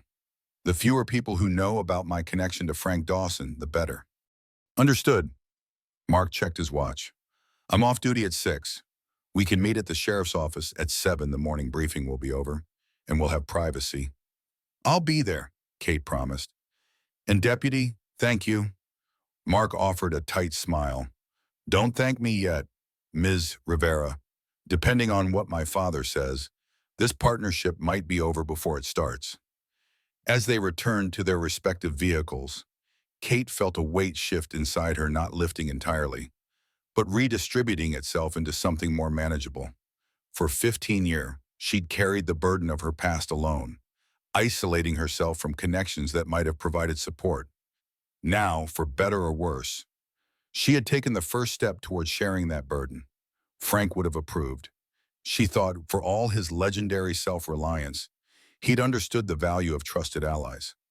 Even lightning needed thunder sometimes, he told her once, referring to his occasional partnerships with other skilled operators when a job required more than one person. As Kate drove back to her cabin, she mentally prepared for the confrontations to come, first with Sheriff Wilson, then with the ghost waiting in that safe deposit box in Tucson, and finally with Victor Reyes himself. The path ahead was dangerous, but for the first time in years, it was clear. She was done running. Lightning's daughter was ready to stand her ground. Sheriff Thomas Wilson had seen a lot in his 45 years of law enforcement, but the woman sitting across from him in his office at 7:05 the next morning still managed to surprise him. Kate Rivera, or Catherine Dawson, as she'd apparently been known in another life, sat with the calm self-possession of someone accustomed to high-stakes confrontations. Her revelation about her connection to Frank "Lightning" Dawson explained a lot about her handling of the Blackwood situation at the Rusty Nail. So, Wilson said, leaning back in his creaking office chair. Frank Dawson's daughter. He shook his head slowly. I met him once, 88 or 89 down in Nogales. He was bringing in a bail jumper. Quietest, most unassuming man you'd ever meet until he wasn't. That sounds like Frank, Kate acknowledged with a small smile. He didn't believe in unnecessary dramatics. Unlike his reputation, Wilson observed. The stories they told about Lightning Dawson, half of them couldn't be true. More than you'd think, Kate replied, her expression giving nothing away. But we're not here to discuss Frank's legend. We're here about Victor Reyes and the threat he poses to New Gila. Wilson glanced at his son, who stood near the window, then back to Kate. Mark tells me you believe Reyes is targeting you personally because of your connection to Dawson, that his interest in New Gila real estate is secondary to this vendetta. That's my assessment. Yes, Kate confirmed. Reyes has been hunting for me since Frank died. Now that he's found me, he'll use whatever resources he has, including Blackwood and his crew, to get to me. And in the process, innocent people could get caught in the crossfire, Mark added from his position by the window. Wilson sighed heavily, the weight of his responsibility evident in his posture. I understand the concern, but our options are limited. Reyes is careful. His real estate dealings appear legitimate on paper. Blackwood's intimidation tactics have been just below the threshold of actionable offenses until the incident at the Rusty Nail. And even then, Eddie declined to press formal charges.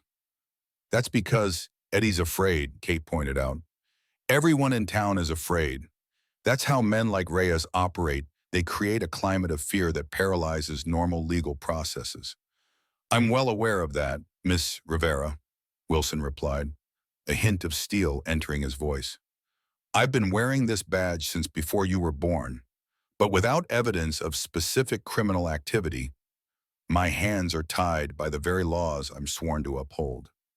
Then let me help you get that evidence, Kate proposed. Frank kept detailed records on the Reyes organization, its structure, operations, key personnel. The information is old, but it could provide leads, connections that might not be apparent otherwise. Wilson considered this, his weathered face thoughtful. And you're willing to share this information, even though it might place you in greater danger. I'm already in danger, Kate replied simply. Reyes will come for me regardless. The question is whether he destroys this town in the process. The sheriff was silent for a long moment, his gaze assessing. Finally, he nodded. All right, Ms. Rivera, we'll work together cautiously. I'll share what information we have on Reyes's current activities, and you'll provide this historical context from your father's records. But understand this, we do everything by the book.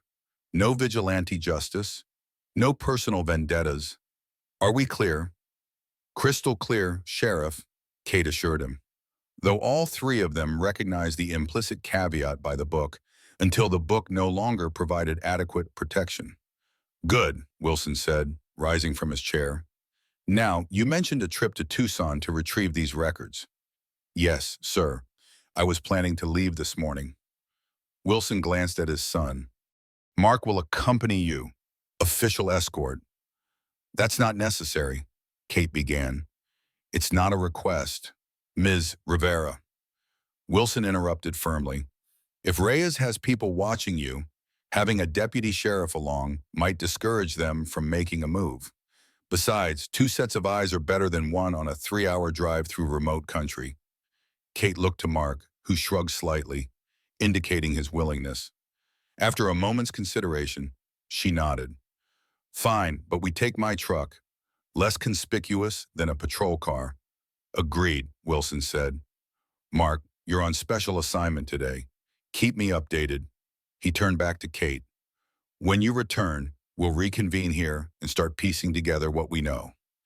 As they prepared to leave, Wilson placed a hand on Kate's shoulder, a gesture so paternal it momentarily caught her off guard. Be careful, he said quietly. Victor Reyes is not a man to underestimate. Neither am I, Sheriff, Kate replied with quiet confidence. Neither am I. The drive to Tucson passed mostly in companionable silence, broken occasionally by practical discussions about routes and timing. Mark Wilson proved to be a relaxed traveling companion, content to let the desert landscape roll by without forcing conversation. It was a quality Kate appreciated, one that reminded her, somewhat uncomfortably, of Frank. They arrived at First National Bank shortly after it opened at 9 a.m. The process of accessing the safe deposit box was straightforward but time-consuming, involving verification of Kate's identification and signature against records that hadn't been accessed in 15 years. Finally, they were led to a private room where the box was placed before them. The bank employee departed, leaving Kate and Mark alone with whatever secrets Frank had preserved. Do you want privacy for this? Mark asked, sensitive to the potentially personal nature of the contents. Kate shook her head. No need. Everything in here is relevant to our purpose. She inserted the small key and turned it, lifting the lid to reveal a collection of folders, a small leather-bound journal, and several flash drives secured in protective cases, Frank's thoroughness extending to the preservation of digital records. Your father was comprehensive, Mark observed as Kate began sorting through the materials. Frank believed information was often more valuable than ammunition, Kate replied. Opening the first folder, inside were newspaper clippings, photographs, and handwritten notes documenting the Reyes family's rise to power in northern Mexico and their expansion into the American Southwest. Many of the photos had been taken with telephoto lenses, surveillance images showing Manuel and Victor Reyes meeting with various individuals, some identified by notations, others anonymous. This is a gold mine, Mark murmured, examining a detailed organizational chart of the Reyes operations circa 2005. Even factoring in changes over time, this gives us a structural understanding we didn't have before. Kate nodded, already moving to the next folder. This one contained documentation of specific criminal enterprises, trafficking routes, money laundering operations, front companies. Frank had been meticulous, noting sources for each piece of information and assessing reliability on a simple scale from A to D. The journal proved to be Frank's personal notes on his investigation of Manuel Reyes prior to their fatal confrontation in El Paso, including heartbreaking interviews with families of girls who had disappeared along the border. The details were clinical, but conveyed the human cost of the Reyes operation with devastating clarity. Your father was investigating Manuel Reyes long before he killed him, Mark observed, looking up from the journal. This wasn't just a chance encounter in a saloon. No, Kate confirmed, continuing to sort through the materials. Frank had a code. He didn't kill for money or reputation, only when he believed there was no other way to stop someone who was hurting innocent people. And he believed that about Manuel Reyes. He knew it, Kate corrected, passing Mark a folder containing photographs of the warehouse where Frank had found the trafficked girls. The images were disturbing in their matter-of-fact documentation of human suffering. Manuel Reyes was a monster hiding behind family money and political connections. Frank did what the law couldn't or wouldn't do. Mark studied the photographs grimly. And Victor Reyes is cut from the same cloth. According to this, Kate indicated another folder. Victor was actively involved in the trafficking operation, though he maintained better separation from the dirty work.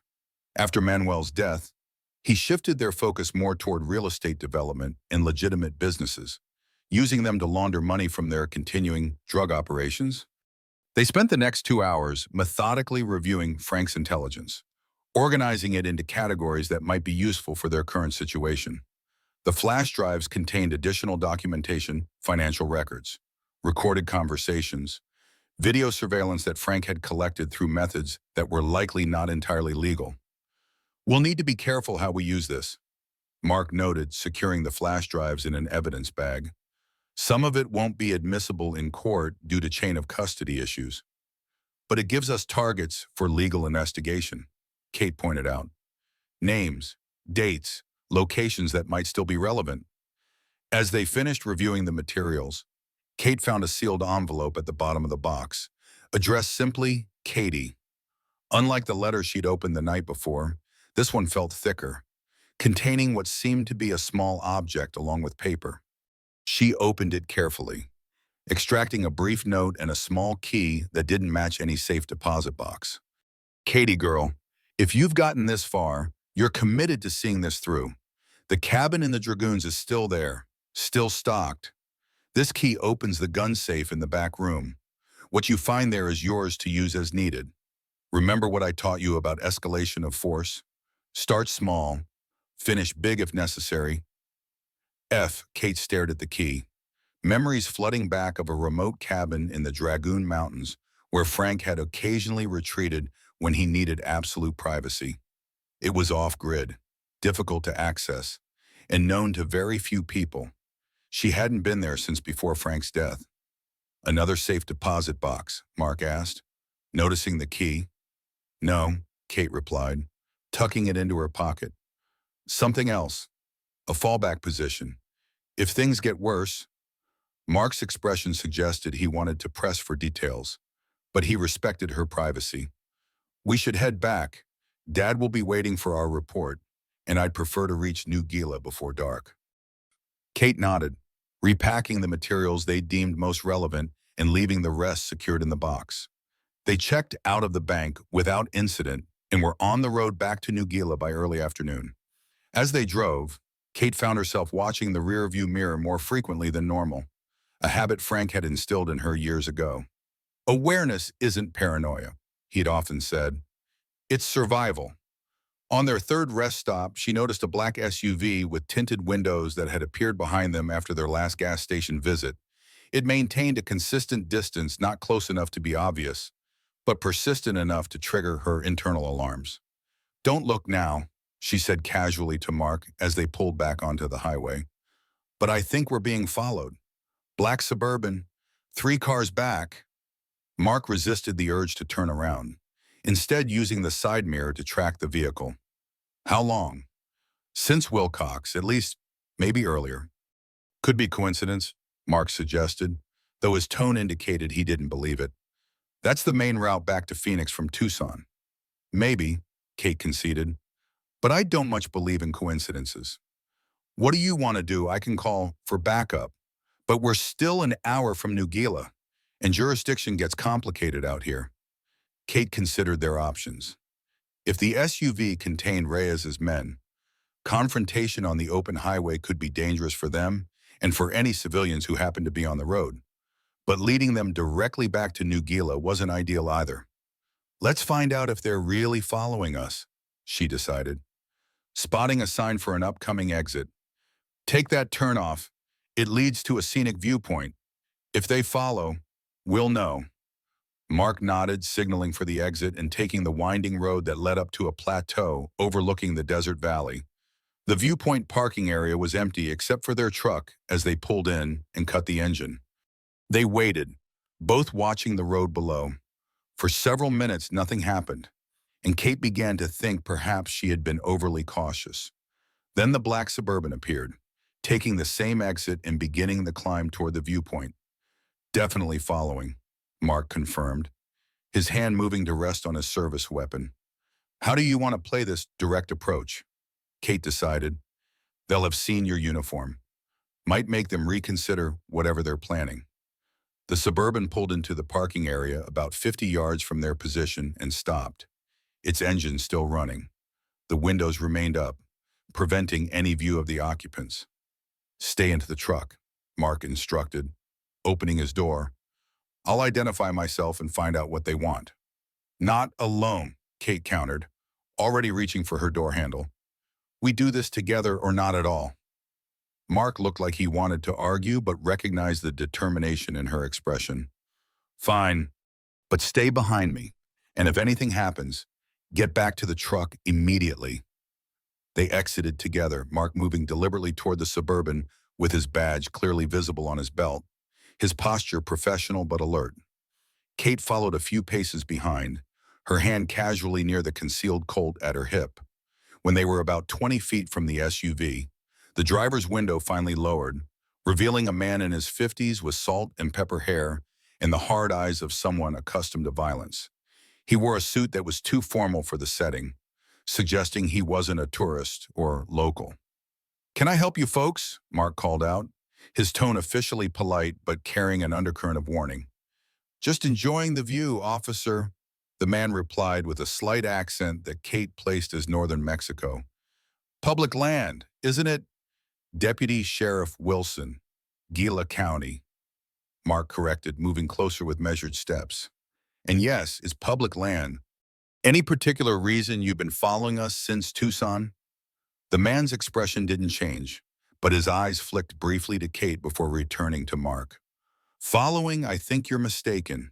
Deputy, we're just passing through, on the exact same route, making the exact same stops, taking an unmarked scenic turnoff. Mark's skepticism was evident. I'm going to need to see some identification. The rear window lowered, and another man leaned forward slightly younger, with a designer suit and the confident bearing of someone accustomed to authority. Is there a problem here, Deputy? He asked, his English perfect but with the faintest hint of the same accent. Kate's blood ran cold as recognition hit her. She'd never met him in person, but she'd seen enough photographs in Frank's files to know exactly who was addressing them. Victor Reyes, she said, stepping forward to stand beside Mark, whose posture had tensed at her movement.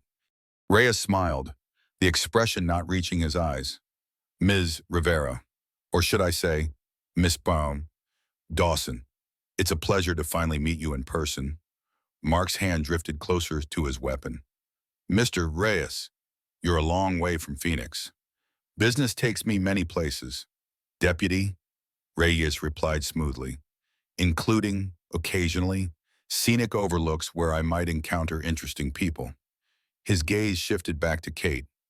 Your father and I had unfinished business, Ms. Dawson, business that now falls to you. My father's business died with him, Kate replied evenly. Whatever grievance you think you have with me is based on a past that's long over. Reyes chuckled, the sound devoid of humor. Nothing is ever truly over. Miss Dawson, debts remain to be paid. Justice demands its due. He gestured to the driver, who reached for something beside him. Mark's weapon was halfway drawn when the driver's hand reappeared holding only a business card, which he extended through the window. My contact information, Reyes explained as Mark cautiously took the card. When you're ready to discuss terms, call me directly. 24 hours, Ms. Dawson. After that, I can no longer guarantee the safety of those around you. His gaze flicked meaningfully to Mark before returning to Kate. Your father understood the price of defiance. I hope you're wiser.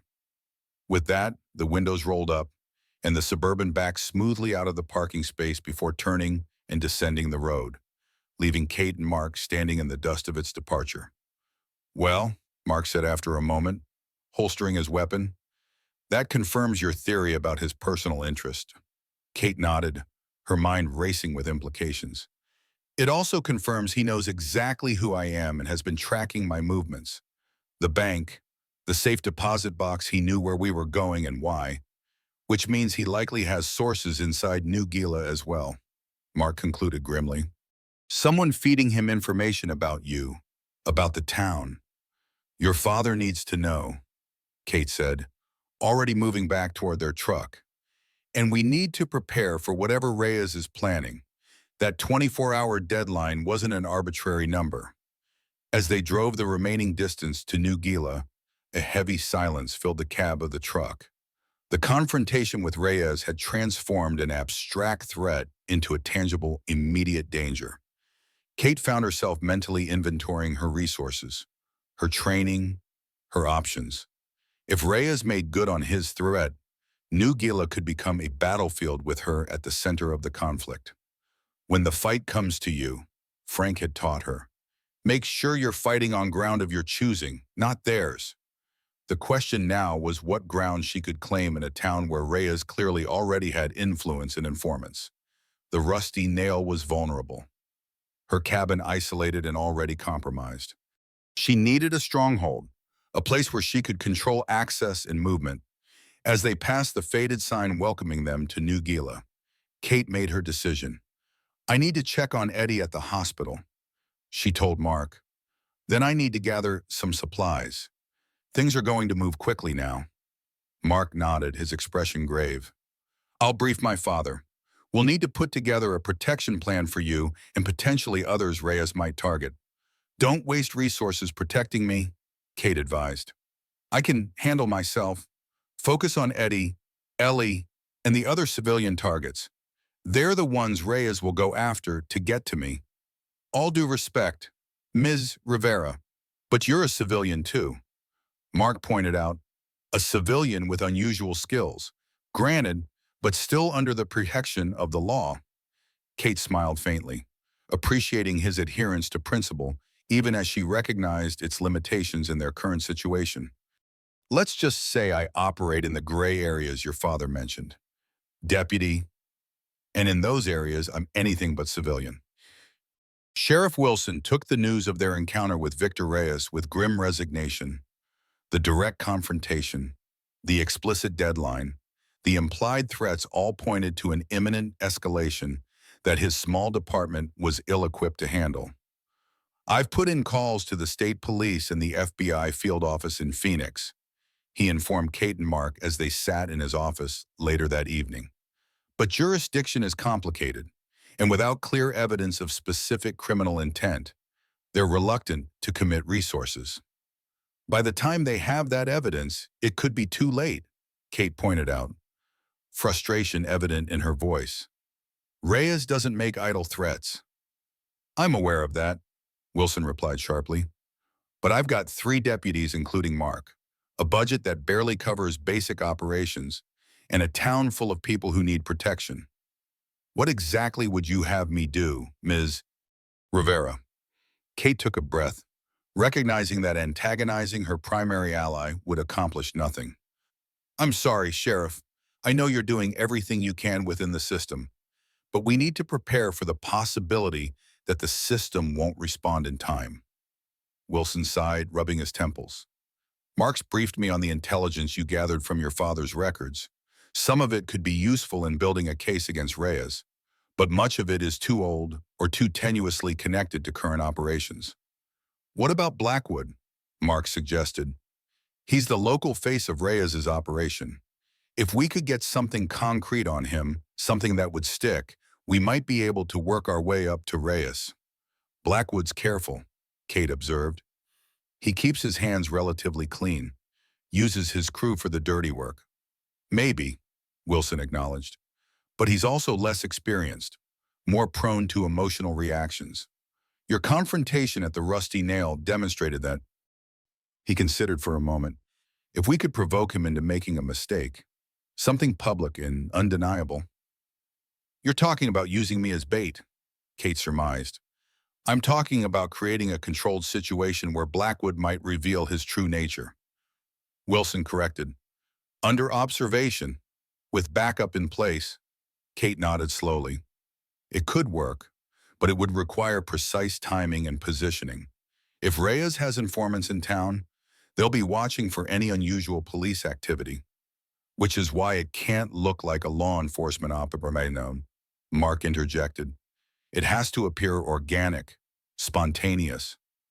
The three of them spent the next hour developing a plan not elaborate, but with enough contingencies to adapt to various scenarios. By the end, they had a strategy that balanced provocation with protection, risk with potential reward. Tomorrow night, then, Wilson confirmed as they prepared to leave. The Rusty Nail, 9 p.m. We'll have plainclothes deputies positioned inside and out. Mark will coordinate from the sheriff's office to avoid drawing attention. And I'll be behind the bar, Kate added. Business as usual. Wilson studied her with concern. Are you sure about this, Mrs. Rivera? Once we start this in motion, there's no guarantee we can control how it ends. Kate met his gaze steadily. I stopped looking for guarantees a long time ago. Sheriff, what I need now is resolution, one way or another. As she left the sheriff's office, the weight of Frank's Colt against her hip was both a comfort and a reminder of everything at stake. Tomorrow night would determine whether she could reclaim her life on her own terms, or whether Victor Reyes would succeed where others had failed, finally extracting the vengeance he'd sought for 25 years. Either way, the time for running was over.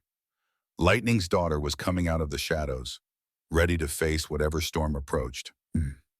Jake Blackwood was not having a good day.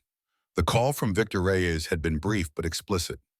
Prepare for an operation at the Rusty Nail tomorrow night, with specific instructions regarding Catherine, Rivera, or Dawson, as Reyes had called her.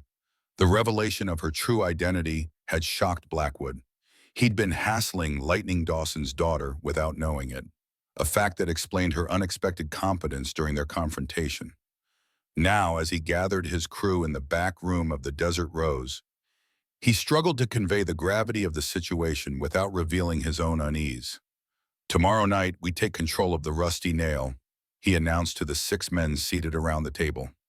Permanently, Reyes wants the property and the woman who works there, the bartender. Rivera, the one who pulled a bottle on you, Marcus, his second in command, asked with poorly concealed amusement. What's so special about her? Blackwood hesitated, weighing how much to share. She's connected to someone from Reyes' past, someone who caused his family significant problems. So this is personal, Marcus concluded. Not business. It's both, Blackwood corrected sharply. The Rusty Nail property is valuable highway frontage. Large lot. Reyes wants it for development. The woman is a bonus. The men exchanged glances, clearly sensing there was more to the story, but wise enough not to press further. They were local talent, former bikers, ex-cons, small-time enforcers recruited for their willingness to intimidate and their lack of strong local connections. None were particularly intelligent or perceptive, which was exactly why Blackwood had selected them. They followed orders without asking too many questions. What about the sheriff? One of the newer recruits asked. Wilson's been watching us since that incident at the bar. Wilson's a paper tiger, Blackwood dismissed. His department is understaffed and underfunded. By the time he responds, we'll have secured the property and the woman. And if there's resistance, Marcus pressed, the old man who owns the place, the customers, Blackwood's expression hardened. Reyes was clear. No witnesses, no complications. Everyone in that bar is either with us by the end of the night, or they're not a factor anymore. Understood. The men nodded, some more enthusiastically than others. Blackwood wasn't blind to their reservations. This represented a significant escalation from their previous activities in New Gila, Before, they'd been careful to stay just on the legal side of assault and property damage. What Reyes was asking crossed lines that, once crossed, couldn't be uncrossed. But the alternative disappointing Victor Reyes was considerably worse. "We move at 9 p.m. tomorrow," Blackwood concluded. "I want everyone in position by 8:30. Clean weapons, clean phones, nothing that can be traced back if things get complicated." As the men filed out, Marcus lingered behind, waiting until they were alone before speaking. "Jake, this feels off. Reyes is pushing us into something major with minimal prep. Why the rush?" Blackwood had been asking himself the same question since receiving Reyes' call. "It's not our job to question the timeline," he replied, though with less conviction than he'd intended. "Reyes pays us to execute, not to strategize." "Sure, but enough, Marcus." Blackwood cut him off. "This is happening tomorrow night. Period. If you're not comfortable with that, say so now, and I'll find someone else to take point." Marcus held his gaze for a moment before nodding reluctantly. "I'm in, just don't like going in blind, that's all." "None of us do," Blackwood acknowledged. "But Reyes is calling the shots. And tomorrow night, we deliver what he wants the Rusty Nail and Catherine Rivera. Whatever it takes." As Marcus departed, Blackwood poured himself a generous whiskey from the bottle kept behind the bar for his personal use. The alcohol burned pleasantly as he contemplated the operation ahead. He wasn't a stupid man. He recognized that Reyes's accelerated timeline suggested external pressures or information he wasn't sharing. The confrontation at the scenic overlook had clearly triggered something, changed the calculus in ways Blackwood wasn't privy to. But in the end, it didn't matter. His role was clear, his orders explicit. Tomorrow night, he would deliver Lightning Dawson's daughter to Victor Reyes, along with the property Reyes coveted. And if blood was spilled in the process, well, that was the price of doing business in Victor Reyes's world. Blackwood drained his glass and reached for the bottle again. Tomorrow would be a long day and an even longer night. In her cabin that night, Kate methodically prepared for what was coming. She cleaned and oiled Frank's Colt, the familiar routine bringing back memories of countless evenings spent at his side, learning the proper care and handling of firearms.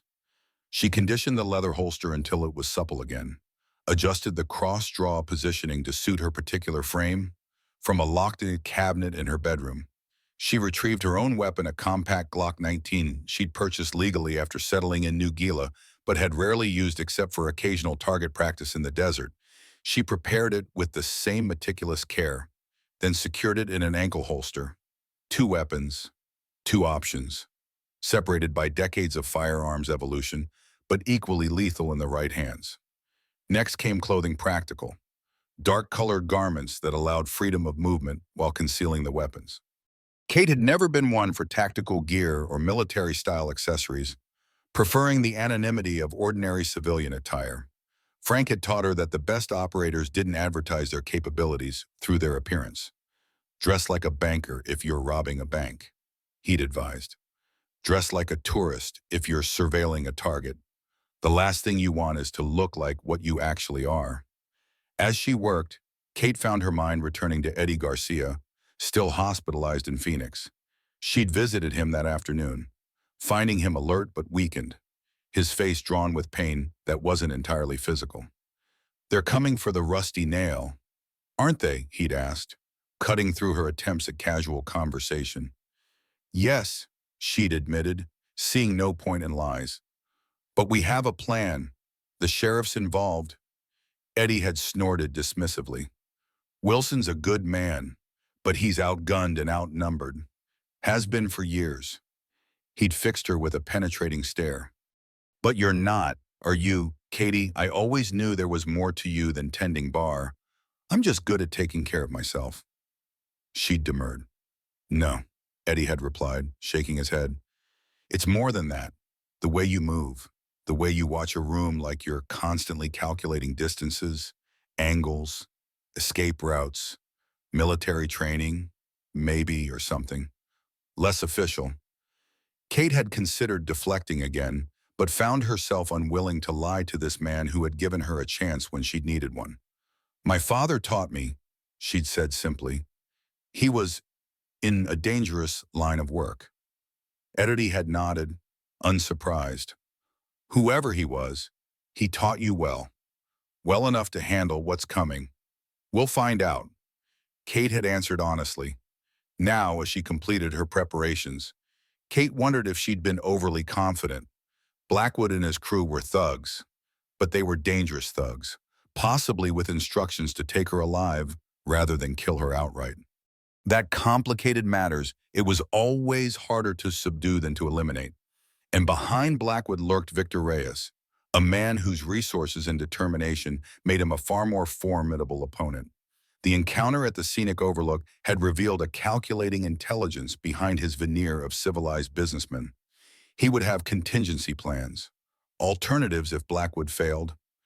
Kate closed her eyes briefly, centering herself as Frank had taught her. Fear is natural, he'd explained, even useful. If you channel it properly, let it sharpen your senses, not dull your mind. She opened her eyes and surveyed her preparations. Weapons ready, clothing selected, escape bag packed and hidden in her truck. One last detail remained. From a drawer in her bedside table, Kate extracted a small leather case containing a syringe and 2 vials of clear liquid, a precaution Frank had insisted upon during their years together. Insurance, he'd called it, teaching her how to self-administer in case of emergency. She hadn't needed it in 15 years. But tomorrow night's operation carried enough uncertainty to warrant the extra measure. With practiced motions, she filled the syringe and injected the contents into her thigh, grimacing at the momentary burn before repacking the case and returning it to the drawer. The compound was a stimulant cocktail, carefully balanced to enhance alertness and reaction time without the jittery side effects of traditional stimulants. It would remain in her system for approximately 36 hours, long enough to see her through whatever came tomorrow night. As Kate finally prepared for bed, she found herself strangely calm despite the dangers ahead. For 15 years, she'd lived in the shadow of her past, always looking over her shoulder, always ready to run at the first sign of discovery. That constant vigilance had taken its toll, eroding her capacity for connection, for joy, for the simple pleasures of an ordinary life. Tomorrow night, one way or another, that shadow would lift. Either Victor Reyes would succeed where others had failed, or Kate would finally confront and defeat the specter that had haunted her since Frank's death. Either way, the running would end. With that resolution firmly in mind, Kate Rivera, daughter of lightning, closed her eyes and surrendered to sleep, trusting in her training, her preparations, and the legacy her father had left her to carry her through the storm to come. The rusty nail hummed with tense energy as Kate moved behind the bar, her motions fluid and practiced despite the weight of Frank's Colt at her hip and the knowledge of what was coming. It was 8:47 p.m., 13 minutes until Blackwood and his crew were expected to make their move. The Saturday night crowd was sparse, word having spread through town that the Rusty Nail might not be the safest place to enjoy a drink tonight. Those who had come were mostly regulars, the miners who'd been patronizing the bar for decades, a few ranchers from the outskirts of town, a table of construction workers who'd been hired for the new development on the north side. Among them, Kate had identified Sheriff Wilson's 2 plainclothes deputies positioned strategically near the entrance and in the corner with clear sightlines to the bar. Ellie worked the floor, serving drinks with a nervous energy that Kate had been unable to completely ease. The young woman knew something was happening tonight. Kate had insisted on warning her, but not the full extent of the danger or Kate's involvement in it. Another quiet night, Ellie commented as she approached the bar for a drink order. People are staying away because of what happened with Blackwood, aren't they? Probably, Kate acknowledged, preparing the whiskey sour Ellie had requested. But it'll blow over. Always does. Ellie bit her lip, glancing toward the door. You really think he'll come back after what you did to him? Men like Blackwood don't let things go, Kate replied, her tone matter-of-fact rather than concerned. Especially when their pride's been hurt. And when he does come back. What then? Kate handed her the completed drink. Then we deal with it, like always. She offered a reassuring smile that didn't quite reach her eyes. Don't worry, or I won't let anything happen to you.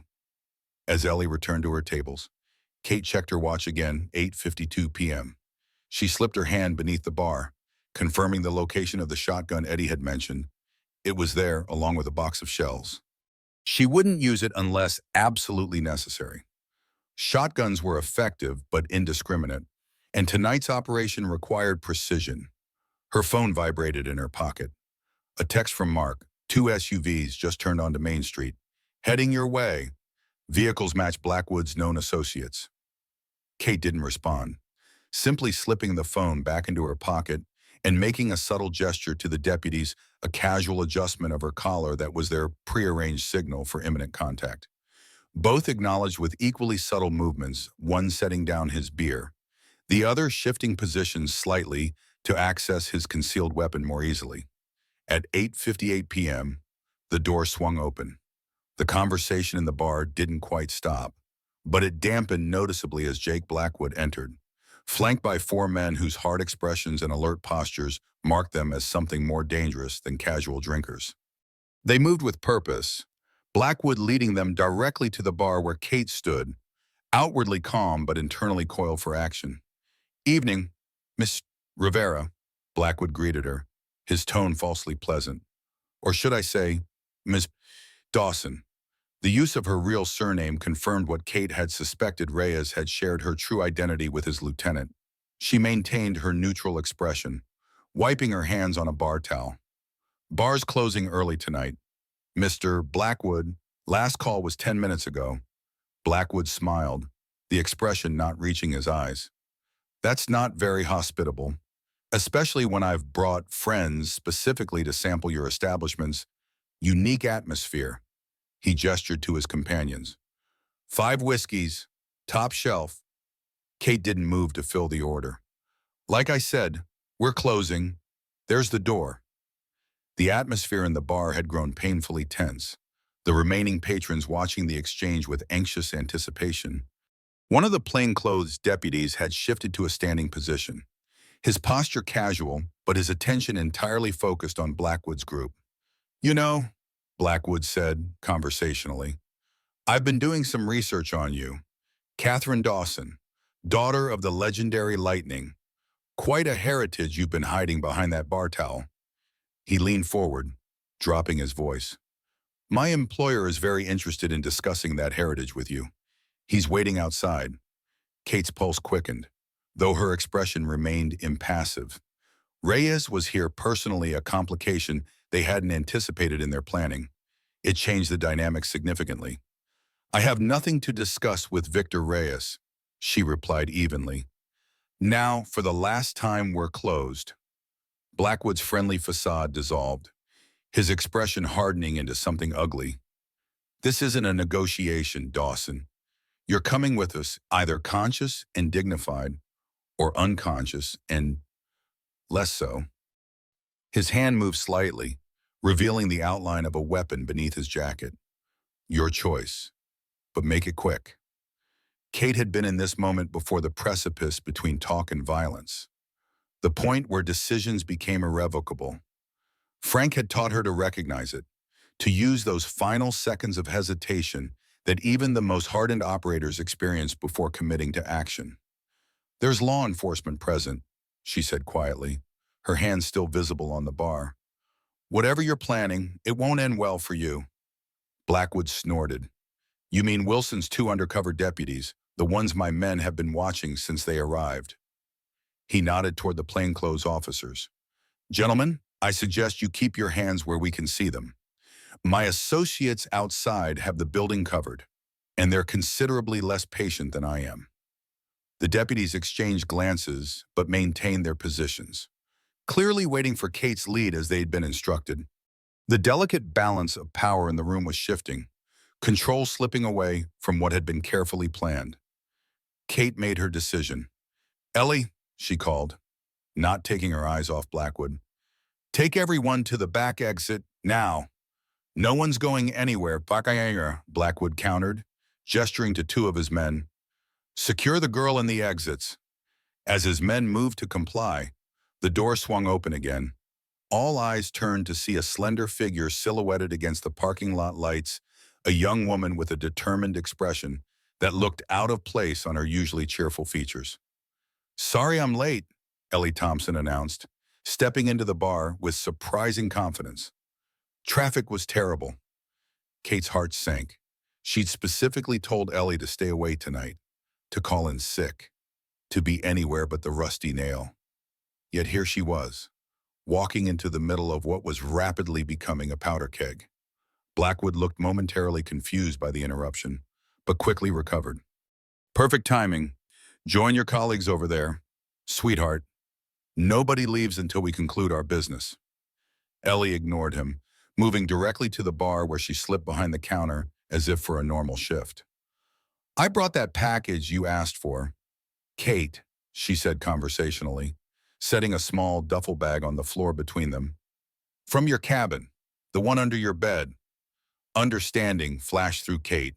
Ellie hadn't ignored her warning that she'd gone to Kate's cabin and retrieved the wooden box, correctly guessing its importance from their previous conversations. The realization was both touching and terrifying. It meant Ellie was now irrevocably involved in whatever happened next. "That's enough," Blackwood snapped, his patience visibly fraying. "Both of you, come out from behind that bar right now, or my men start making examples of your customers." Kate met Ellie's eyes briefly, a silent communication passing between them. Then she nodded almost imperceptibly and turned back to Blackwood. "All right," she agreed, raising her hand slightly. "No one needs to get hurt. I'll come with you." "Kate, no," Ellie began, but Kate silenced her with a sharp glance. "It's okay, Ellie. Just stay here and make sure everyone gets home safe." The coded message was clear to those who knew the plan's signal mark that the situation had escalated beyond their preparations. Blackwood gestured impatiently. "Let's go. Mr. Reyes doesn't like to be kept waiting." Kate moved around the bar, her posture deliberately non-threatening, but her senses hyper-alert, calculating distances and angles, noting the positions of each of Blackwood's men. As she approached him, she allowed a flicker of resigned fear to cross her features, a calculated display of vulnerability that caused a smile of satisfaction to touch Blackwood's lips. "Smart choice," he commented, gripping her upper arm as she came within reach. "For what it's worth, this isn't personal, just business." "It's always personal," Kate replied quietly. "Frank taught me that." The mention of her father's name seemed to unnerve Blackwood slightly. His grip tightened as he began steering her toward the door, his men moving to flank them protectively. What happened next occurred with such speed that later, witnesses would give conflicting accounts of the sequence of events. As they neared the exit, Kate stumbled slightly, a seemingly innocent misstep that caused Blackwood to momentarily adjust his grip. In that fraction of a second, she dropped her center of gravity and pivoted, her right hand moving with blinding speed to draw Frank's Colt from its cross-draw holster. The distinctive sound of the heavy handgun being cocked froze everyone in place. The muzzle pressed firmly into Blackwood's side, positioned precisely where a bullet would tear through vital organs before he could even register the pain. "New plan," Kate said, her voice deadly calm. "You and your men are going to back away very slowly. Then you're going to leave this bar and tell Victor Reyes that if he wants to talk to me, he does it on my terms, not his." Blackwood remained very still, his face paling as he felt the pressure of the gun barrel. "You're making a mistake. Dawson, there are 8 more men outside. Even if you shoot me, you won't make it to the door." "Maybe not," Kate acknowledged, "but you'll still be dead. Are you willing to bet your life that Reyes values you enough to avenge you?" She leaned closer, her voice dropping to a whisper. "I've seen his file on you. Jake, you're expendable. Just another hired gun he'll replace before your body's cold." Uncertainty flickered across Blackwood's features, a momentary crack in his confidence that told Kate her words had found their mark. She pressed her advantage. "Tell your men to back off. Now." After a tense moment, Blackwood nodded slightly. "Stand down," he ordered, his voice tight with the control of fear. "Everyone back to the door." His men hesitated, clearly torn between their instructions and the unexpected development. One of them, a heavy-set man with a neck tattoo, moved his hand toward his waistband. "I wouldn't," warned one of the plainclothes deputies, his own weapon now drawn and visible. The lady asked nicely, "I might not." The standoff stretched for several heartbeats, the atmosphere charged with potential violence. Then, from outside, came the distinctive sound of approaching sirens, multiple vehicles, getting closer by the second. "Last chance," Kate said to Blackwood. "Walk away now, or deal with a bar full of witnesses in the sheriff's department." Blackwood's jaw tightened in frustration, but his survival instinct overrode his pride. "This isn't over," he promised, his voice low. "Reyes won't stop because of one setback." "I'm counting on it," Kate replied, maintaining pressure with the gun. "Now go." Blackwood gestured to his men, who backed toward the exit with obvious reluctance. As they retreated through the door, Kate kept the Colt trained on them, her posture betraying none of the adrenaline coursing through her system. When they had disappeared into the night, one of the deputies rushed to secure the door while the other contacted Mark via radio, updating him on the situation. Outside, the sirens grew louder, indicating the approach of the promised backup. Ellie emerged from behind the bar, her face pale but her eyes bright with a mixture of fear and exhilaration. "That was," she began, then seemed at a loss for words. "Reckless," Kate finished for her, finally lowering the Colt but not holstering it. "What were you thinking? Coming here tonight, after I specifically told you to stay away?" "I was thinking you might need help," Ellie replied, some of her usual spirit returning. "And I was right. If I hadn't brought your box, I had the situation under control," Kate insisted, though they both knew it wasn't entirely true. Blackwood's unexpected knowledge of the deputies and his mention of additional men outside had altered the balance of power significantly. Before Ellie could respond, the radio on the deputy's belt crackled to life. Mark's voice came through, tense and urgent. "Shots fired at the Garcia residence. All units respond." Kate's blood ran cold. Eddie's house empty, while he was still in the hospital. But a clear message from Reyes that he was willing to target those close to her. "It's a diversion," she realized aloud. "He's trying to split our resources." The deputy with the radio looked to her for guidance, a testament to how quickly the traditional chain of command had evolved in the face of the threat Reyes posed. "Tell Mark to send one unit to Eddie's place, but maintain coverage here," Kate instructed. "And get the sheriff on the line. Reyes isn't done tonight." As the deputy relayed her instructions, Kate turned to Ellie. "I need you to get everyone out of here. Use the back exit. Send them in different directions. Then I want you to go to the sheriff's office and stay there until this is over." "What about you?" Ellie asked, concern evident in her voice. Kate checked her weapon with practiced efficiency. "I'm going to finish this. Tonight. Alone, that's suicide, Kate. You heard Blackwood, there are more men outside, and Reyes himself is waiting somewhere." "I'm not alone," Kate replied, her expression softening slightly. "I've got backup." She gestured to the deputies, who were already coordinating with responding units via radio, but Ellie wasn't convinced. "It's not enough. You need—" Her words were cut short by the sound of breaking glass from the back of the bar. All heads turned toward the source of the noise, a window in the storeroom, now shattered by what appeared to be a small metal canister rolling across the floor. "Gas!" Kate shouted, recognizing the device instantly. "Everyone out, now!" The warning came too late. The canister erupted, spewing thick, acrid smoke that rapidly filled the confined space. Kate reached for Ellie, intending to guide her toward the exit, but the younger woman had already dropped to her knees, coughing violently. The deputies moved toward them, weapons drawn, but they too were quickly overcome by the rapidly spreading gas. Through watering eyes, Kate saw multiple figures entering through the broken window, wearing gas masks and moving with military precision. This wasn't Blackwood's style, this was a professional tactical team, well-equipped and trained. Reyes had escalated beyond local muscle to what appeared to be private contractors or former military. Kate dropped to the floor, where the air was marginally clearer, and crawled toward the bar. If she could reach the shotgun, she might be able to create enough chaos to escape with Ellie, but her vision was blurring, her lungs burning with each breath of the contaminated air.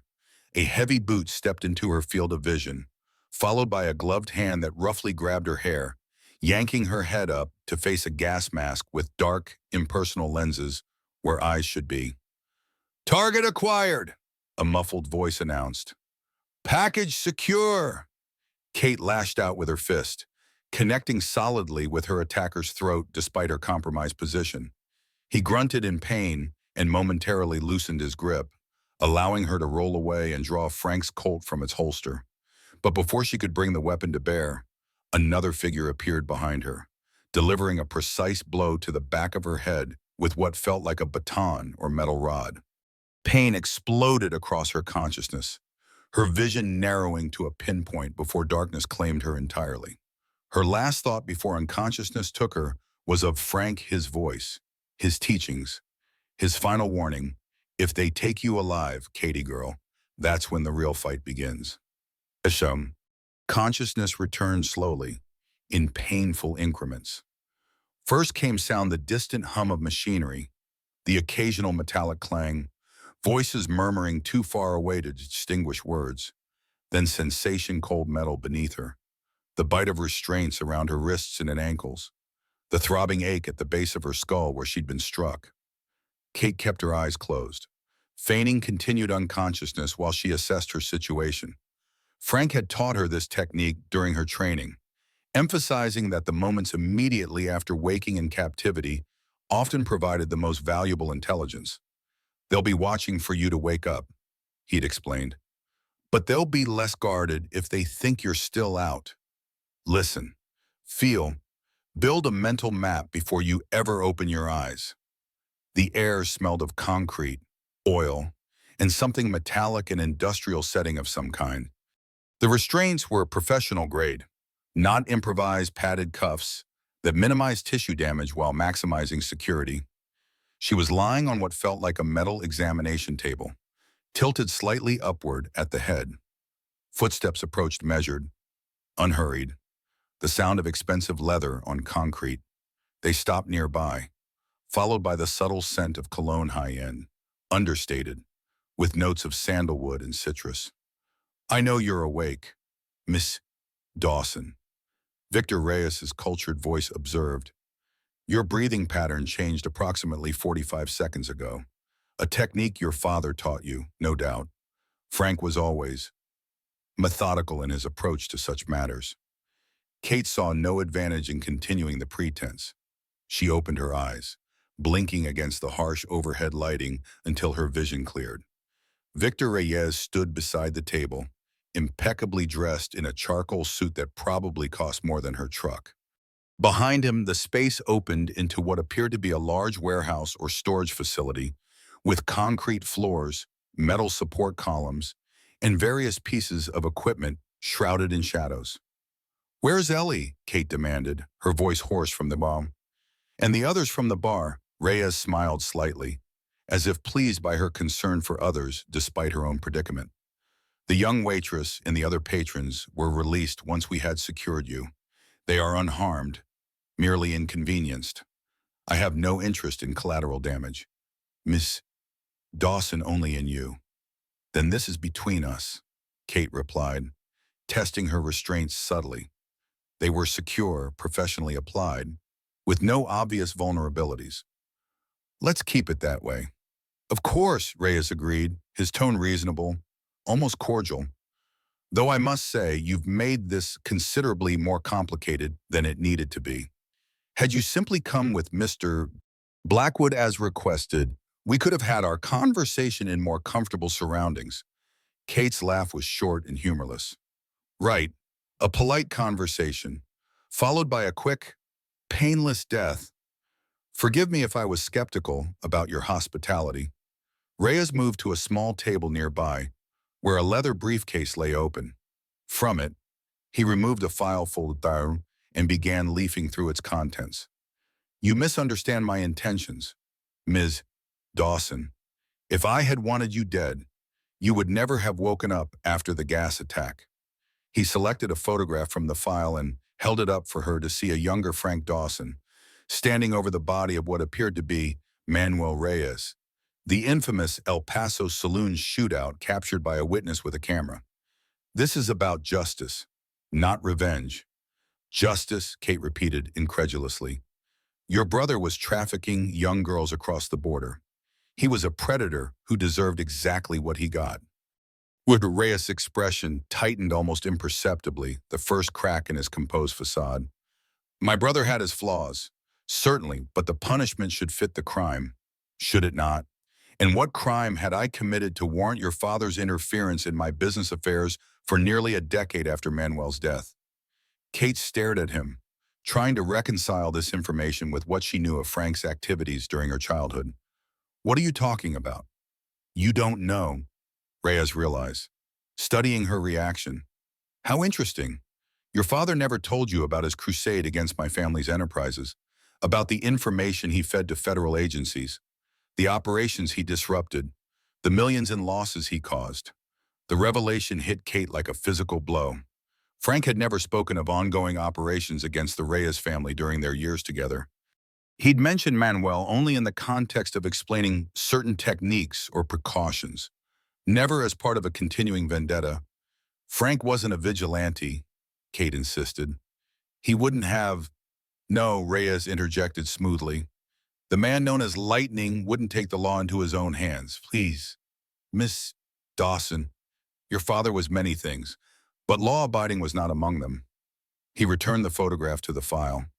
For nearly 10 years after Manuel's death, your father systematically targeted my business interests, not just the aspects you might consider criminal, but legitimate enterprises as well. He cost my family hundreds of millions of dollars and the lives of several loyal employees. Kate absorbed this information, her mind racing. If what Reyes was saying was true, and there was no reason for him to lie about this, it would explain why he had pursued his vendetta against Frank with such determination, why he continued to target her even 15 years after Frank's death. So this is about money, she concluded. You're still bitter about the damage he caused to your bottom line. Reyes' smile was cold. It's about balance, Miss Dawson. Your father disrupted the natural order of things. He interfered in matters that didn't concern him, appointed himself judge, jury, and executioner. He moved closer to the table, his voice dropping slightly. And when I finally managed to balance the scales with him, a particularly aggressive cancer triggered by a compound one of my associates introduced into his water supply, he left one final imbalance, you. The casual confirmation of what Kate had long suspected, that Frank's cancer had been engineered by Reyes, sent a surge of rage through her that momentarily overwhelmed her tactical thinking. She strained against her restraints, hatred burning in her eyes. You son of a bitch, she spat. He suffered for months, as did many of those affected by his actions, Reyes replied, unmoved by her anger. The scales must balance, Ms. Dawson. Your father understood that better than most. Kate forced herself to calm down, to think past the rage. Emotional reactions wouldn't help her now. She needed clarity, strategy, the cool calculation Frank had instilled in her. If you're going to kill me, she said evenly, just get it over with. Spare me the philosophical justifications. Reyes chuckled, shaking his head slightly. If it were that simple, you would already be dead. But as I said, this is about balance, not merely elimination. He returned to his briefcase and removed a small black case, which he opened to reveal a syringe and vial. Your father took something precious from me, my brother. Then he systematically dismantled much of what my family had built. In return, I took his health, his future, and ultimately, his life.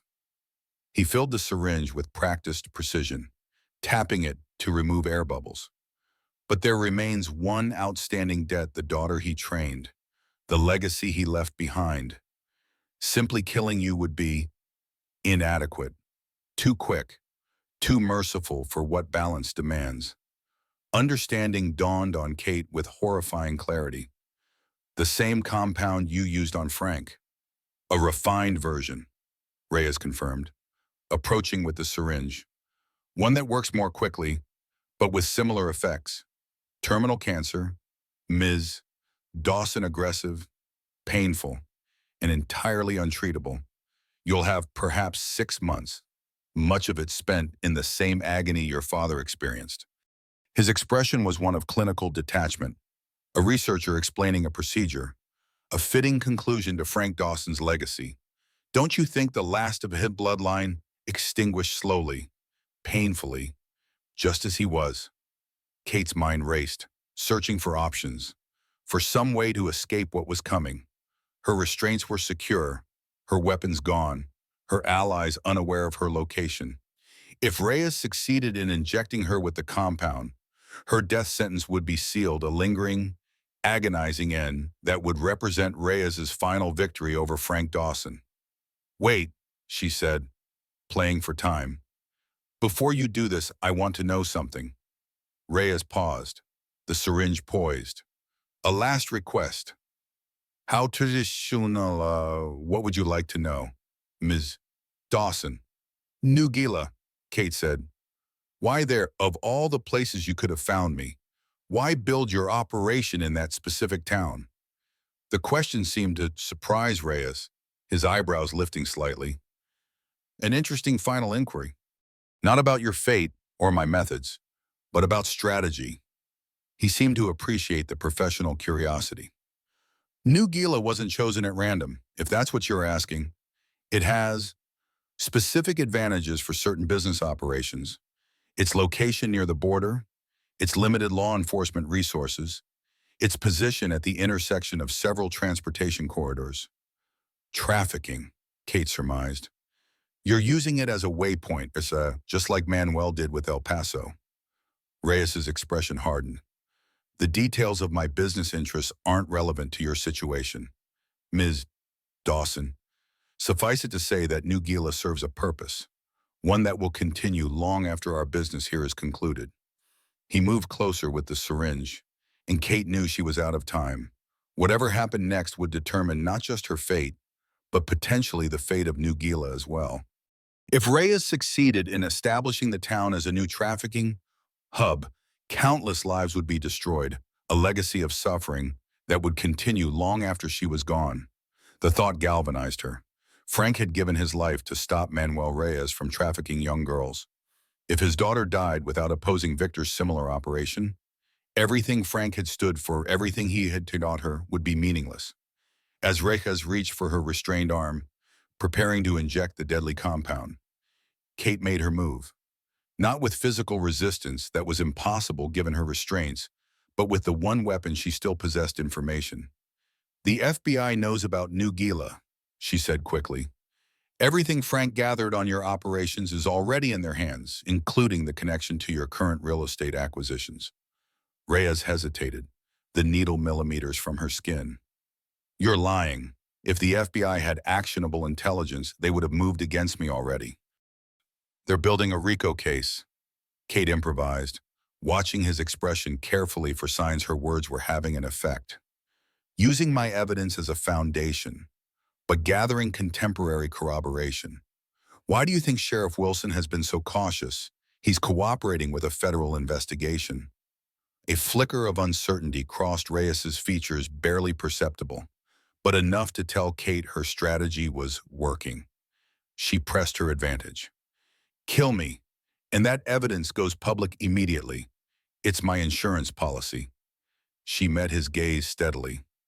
Frank taught me to always have a contingency plan. Reyes studied her face, searching for signs of deception. A bluff, Ms. Dawson. I expected better from Lightning's daughter. Test it, Kate challenged. Inject me with that compound. Then wait for the FBI tactical teams to descend on every property you own. Your choice. The standoff stretched for several tense seconds, Kate's heart pounding, but her expression revealing nothing of her internal turmoil. Reyes was a businessman at his core, calculating risks, weighing potential losses against gains. If she could introduce enough uncertainty into that calculation, he might hesitate. Finally, Reyes lowered the syringe slightly. An interesting claim, one that warrants verification before we proceed. He turned to address someone behind him, a figure Kate hadn't noticed in the shadows. Check with our sources in federal law enforcement. See if there's any indication of an active investigation involving New Gila or our operations there. The figure, a man in tactical gear similar to those who had taken her from the Rusty Nail, nodded and moved away, presumably to make calls or access intelligence sources. Reyes returned his attention to Kate. A temporary reprieve, Miss Dawson. Nothing more. If your claim proves false, we will resume immediately. If, by some chance, you're telling the truth, he shrugged elegantly. Business adjustments will be required, but your fate remains the same, merely delayed. Kate maintained her calm facade, though internally, she recognized the precariousness of her position. She had bought time minutes, perhaps hours, but nothing more, unless something changed dramatically. Victor Reyes would eventually inject her with his cancer-causing compound, and her long, painful death would be assured. But minutes could be enough. Frank had taught her that survival often depended on the smallest margins, seconds of hesitation, moments of distraction, brief windows of opportunity that appeared and vanished in the blink of an eye. Stay alive long enough for the situation to change, he'd advised during one particularly grueling training session. Every second you keep breathing is another chance for an opening to appear. Kate settled in to wait, watching Reyes with the patient focus of a predator studying prey. She had created uncertainty, disrupted his careful plan. Now she needed to be ready for whatever opening that disruption might create, however small or fleeting it might be. The game wasn't over. It had merely entered a new phase. 10. Sheriff Thomas Wilson knew something had gone catastrophically wrong the moment the reports started coming in. Shots fired at Eddie Garcia's empty house. A gas attack at the Rusty Nail. Masked men with military-grade equipment abducting Kate Rivera while leaving other patrons relatively unharmed. It was a professional operation, executed with precision and clear objectives, far beyond the capabilities of Jake Blackwood and his local crew. This was Victor Reyes operating directly, bypassing his local assets for a surgical strike aimed at a single target, Lightning Dawson's daughter. Any word from the state police? Wilson asked his son as they coordinated response efforts from the sheriff's office. Mark shook his head grimly. They've got units en route, but they're at least 30 minutes out. FBI says they're mobilizing a tactical team from Phoenix, but that's a 2-hour response time at best. Wilson cursed under his breath. Too slow. All of it. All? Kate Rivera would be long dead or gone before state or federal resources could intervene. What about tracking? He pressed. Cell phone vehicle, transponder. Nothing, Mark replied, frustration evident in his voice. Her phone was left at the scene, and they used their own vehicles for transport. We've got roadblocks on all major highways out of the county, but if Reyes planned this as carefully as it appears, he's got alternative routes. Wilson finished, the weight of responsibility heavy on his shoulders. He had allowed Kate to put herself in the crosshairs, had agreed to the operation at the Rusty Nail despite the risks. Now she was in the hands of a man who had engineered the painful death of her father and had likely planned something similar for her. Sir, a young deputy interrupted, entering with an urgent expression. Ellie Thompson is here. Says she has information about Ms. Rivera. Wilson nodded sharply. Send her in. Ellie entered, her face pale but determined, clutching a small duffel bag. Sheriff, I know where Kate might be, she announced without preamble. Or at least, I think I do. Both Wilsons focused on her with renewed attention. How? Mark demanded. Did you see where they took her? No, Ellie admitted. But when I went to her cabin earlier to get this, she hefted the duffel bag. I saw something, a map, with locations marked. One of them was circled an old mining facility about 20 miles outside town, off the main roads. The Davidson Copper operation. Wilson identified immediately. Abandoned in the 90s, but the structures are still there. Reyes Investments purchased the property last year through a subsidiary. He turned to Mark. Could be a coincidence, but Kate doesn't believe in coincidences. Mark finished, already reaching for his tactical gear. And neither do I. How many deputies can we muster? Wilson did a quick mental calculation. 4, including us. State police might have advance units close enough to rendezvous there within 45 minutes. That could be too late, Mark argued. If Reyes wanted Kate alive, he had a reason, and I doubt it was for a friendly chat. We need to move now, with whatever resources we have. Wilson nodded grimly. Years of law enforcement experience warring with his concern for his officers' safety. A 4-person team against Reyes's professional security detail was a recipe for disaster under normal circumstances. But these weren't normal circumstances. And Kate Rivera wasn't just another civilian in danger. Gear up, he ordered. Decision made. Full tactical. Communication on Secure Channel 3. We roll in 10 minutes. As Mark moved to comply, Wilson turned back to Ellie. The bag. Ms. Thompson, what's in it that was so important you risked going to Mrs. Rivera's cabin alone? Ellie hesitated, then placed the duffel on a nearby desk and unzipped it. Inside was an ornate wooden box, which she opened to reveal various items: a journal, photographs, a silver pocket watch, an arrowhead, and an empty space where, Wilson surmised, Frank Dawson's legendary Colt had once rested. It's her father's things, Ellie explained. She kept them hidden, never talked about them. But when Blackwood mentioned her real name at the bar, I understood why they were so important. She looked up at Wilson, her expression earnest. She's not just some bartender. Is she? She's someone important. Wilson considered the young woman thoughtfully. She's Catherine Dawson, daughter of Frank Lightning Dawson, one of the most effective manhunters and gunfighters of the late 20th century. And right now, she's in the hands of a man who's wanted her dead for 15 years. Ellie's face paled further, but her resolve seemed to strengthen. Then you have to find her. She risked everything to protect us at the Rusty Nail. We'll find her, Wilson assured her, though the promise felt hollow even as he made it. The Davidson mining facility covered acres of semi-wilderness, with multiple structures, shafts, and potential holding locations. Finding Kate within that labyrinth before Reyes completed whatever he had planned would be challenging even for a full tactical team, let alone 4 county deputies. But they had to try. Not just because it was their duty, but because Kate Rivera had stood up for their town when she could have run, had put herself in harm's way to protect others. She deserved the same commitment in return. As Wilson strapped on his tactical vest and checked his service weapon, he found himself thinking of Frank Dawson, a man he'd met only once, but whose reputation had loomed large in law enforcement circles throughout the Southwest. Lightning had been a force of nature, a man who operated by his own code but who ultimately stood on the side of justice. However unconventionally he pursued it, from what Wilson had seen, his daughter carried that same sense of justice, that same willingness to stand against overwhelming odds when principle demanded it. The least he could do was honor that courage with his own. Ready, sir, Mark reported, returning fully equipped for tactical operations.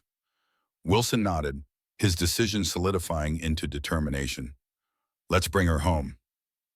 Time passed with excruciating slowness in the warehouse as Kate waited, still securely restrained to the metal table while Victor Reyes reviewed documents at a makeshift workstation several yards away. His operative had departed to verify Kate's claims about federal involvement, leaving them in a tense standoff, Reyes unwilling to proceed with his planned injection until he'd confirmed or debunked her assertion. Kate desperately seeking any advantage in her seemingly hopeless situation. She had taken stock of her surroundings as much as possible from her restricted position. The warehouse appeared to be part of an industrial or mining complex, with heavy equipment visible in the shadows beyond Reyes' workstation. 3 armed men maintained positions around the perimeter, professional in their stillness and attention. A 4th guarded the main entrance, a large rolling door currently closed and secured. Kate's weapons were gone: Frank's Colt, her ankle-holstered Glock, even the small folding knife she kept in her boot. Her restraints were medical grade, designed specifically to prevent the kind of escapes depicted in action movies. Without assistance or tools, freeing herself was virtually impossible, but not entirely impossible. Frank had taught her techniques for situations precisely like this, methods to create minor advantages that, accumulated carefully, might eventually provide an opportunity. The human body isn't designed to remain completely still, he'd explained during one particularly uncomfortable training session where he'd secured her to a chair for hours. Even professional restraints have to allow some movement, or they'd cut off circulation. Use that minimal freedom. Work it gradually. Every millimeter is progress. Following that guidance, Kate had been subtly working her right wrist against the padded cuff, creating microscopic adjustments in its position through controlled muscle flexion and relaxation. The progress was imperceptible to observation, but represented her only path to potential freedom.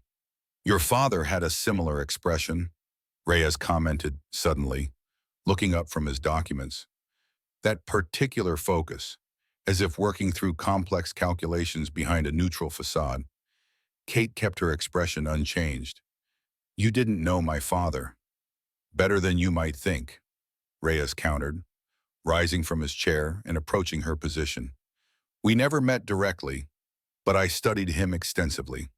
His methods, his patterns, his weaknesses.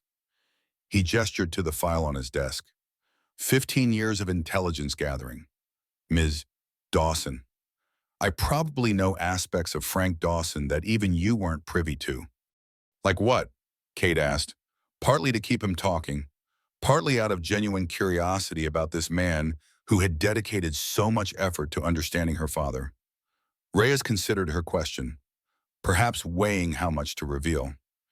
Did you know, for instance, that your father maintained a network of former associates across the Southwest men and women who owed him favors, who provided information and occasionally assistance when required? He smiled slightly at Kate's carefully neutral expression. Of course you didn't. Frank was too protective to involve you in that aspect of his operations. If he had such a network, Kate replied, continuing the subtle movements against her restraint.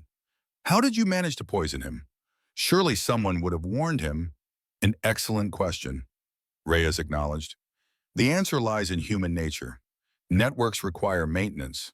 Ms. Dawson, regular contact, renewal of connections, demonstrations of continued value. After he took you in, your father gradually withdrew from his former associates.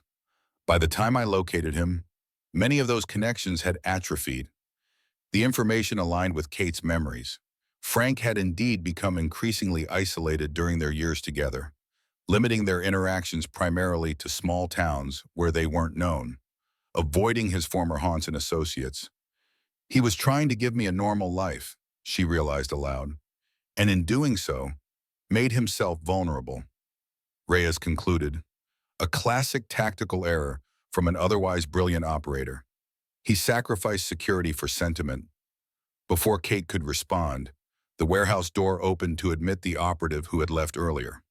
The man approached Reyes directly, leaning in to speak privately. Kate strained to hear their exchange, but could make out only fragments. Sources confirm. Preliminary investigation. Potential surveillance. Reyes' expression darkened progressively as he received the report. When the operative finished, Reyes dismissed him with a curt nod before turning back to Kate. His previous conversational manner replaced by cold calculation. It seems your bluff wasn't entirely without foundation, Ms. Dawson. Our sources indicate that federal agencies have indeed taken an interest in New Gila, though whether this is directly connected to your alleged evidence remains unclear. Kate kept her expression neutral, though internally she celebrated this unexpected validation of her improvised claim. As I said, Frank was thorough. Did you really think he wouldn't leave contingencies? Reyes studied her with newfound wariness. A complication, certainly, but not a reprieve. Plans can be accelerated, assets relocated, evidence obscured. He retrieved the syringe from where he'd set it aside. And your fate remains unchanged, merely more urgent in its execution. Kate's heart rate accelerated as she realized her temporary advantage was evaporating. Reyes had adapted to the new information and was proceeding with his original plan, her slow, painful death by the same method that had killed Frank. "Wait," she said again, desperately seeking another delay. "You are making a mistake. Killing me won't stop what's coming. It will only accelerate it." "Perhaps," Reyes conceded, checking the syringe. "But sometimes business requires accepting certain losses to prevent greater ones. Your death tonight is a necessary adjustment to changing circumstances." He moved toward her with purpose, the syringe prepared. Kate increased her efforts against the restraint, her carefully controlled movements becoming more desperate as her window of opportunity rapidly closed. Just as Reyes reached her side, prepared to administer the injection, a distant sound penetrated the warehouse, the distinctive crack of a gunshot, followed by several more in rapid succession. Reyes froze, his attention diverted toward the source of the disturbance. His guards tensed, weapons raised, awaiting instructions. "Check it," Reyes ordered sharply. Two of the guards moved immediately toward the entrance, while the third maintained position near Reyes himself. Kate recognized the reprieve for what it was possibly her last chance. With Reyes momentarily distracted by the unexpected gunfire, she gave a final, desperate effort against her restraint, dislocating her thumb in a controlled movement Frank had taught her years ago. The sudden, excruciating pain nearly caused her to cry out, but she channeled it into determination, using the momentary flexibility to slip her hand free of the cuff. Reyes turned back to her just as her hand came free, his eyes widening in surprise. Before he could react, Kate grabbed his wrist, redirecting the syringe toward his own torso with all the strength she could muster. The needle plunged into Reyes' abdomen, his shock causing him to depress the plunger reflexively, injecting himself with the very compound he had intended for her. "No," he gasped, staggering backward, the empty syringe falling from suddenly nerveless fingers. "Do you have any idea what you've done?"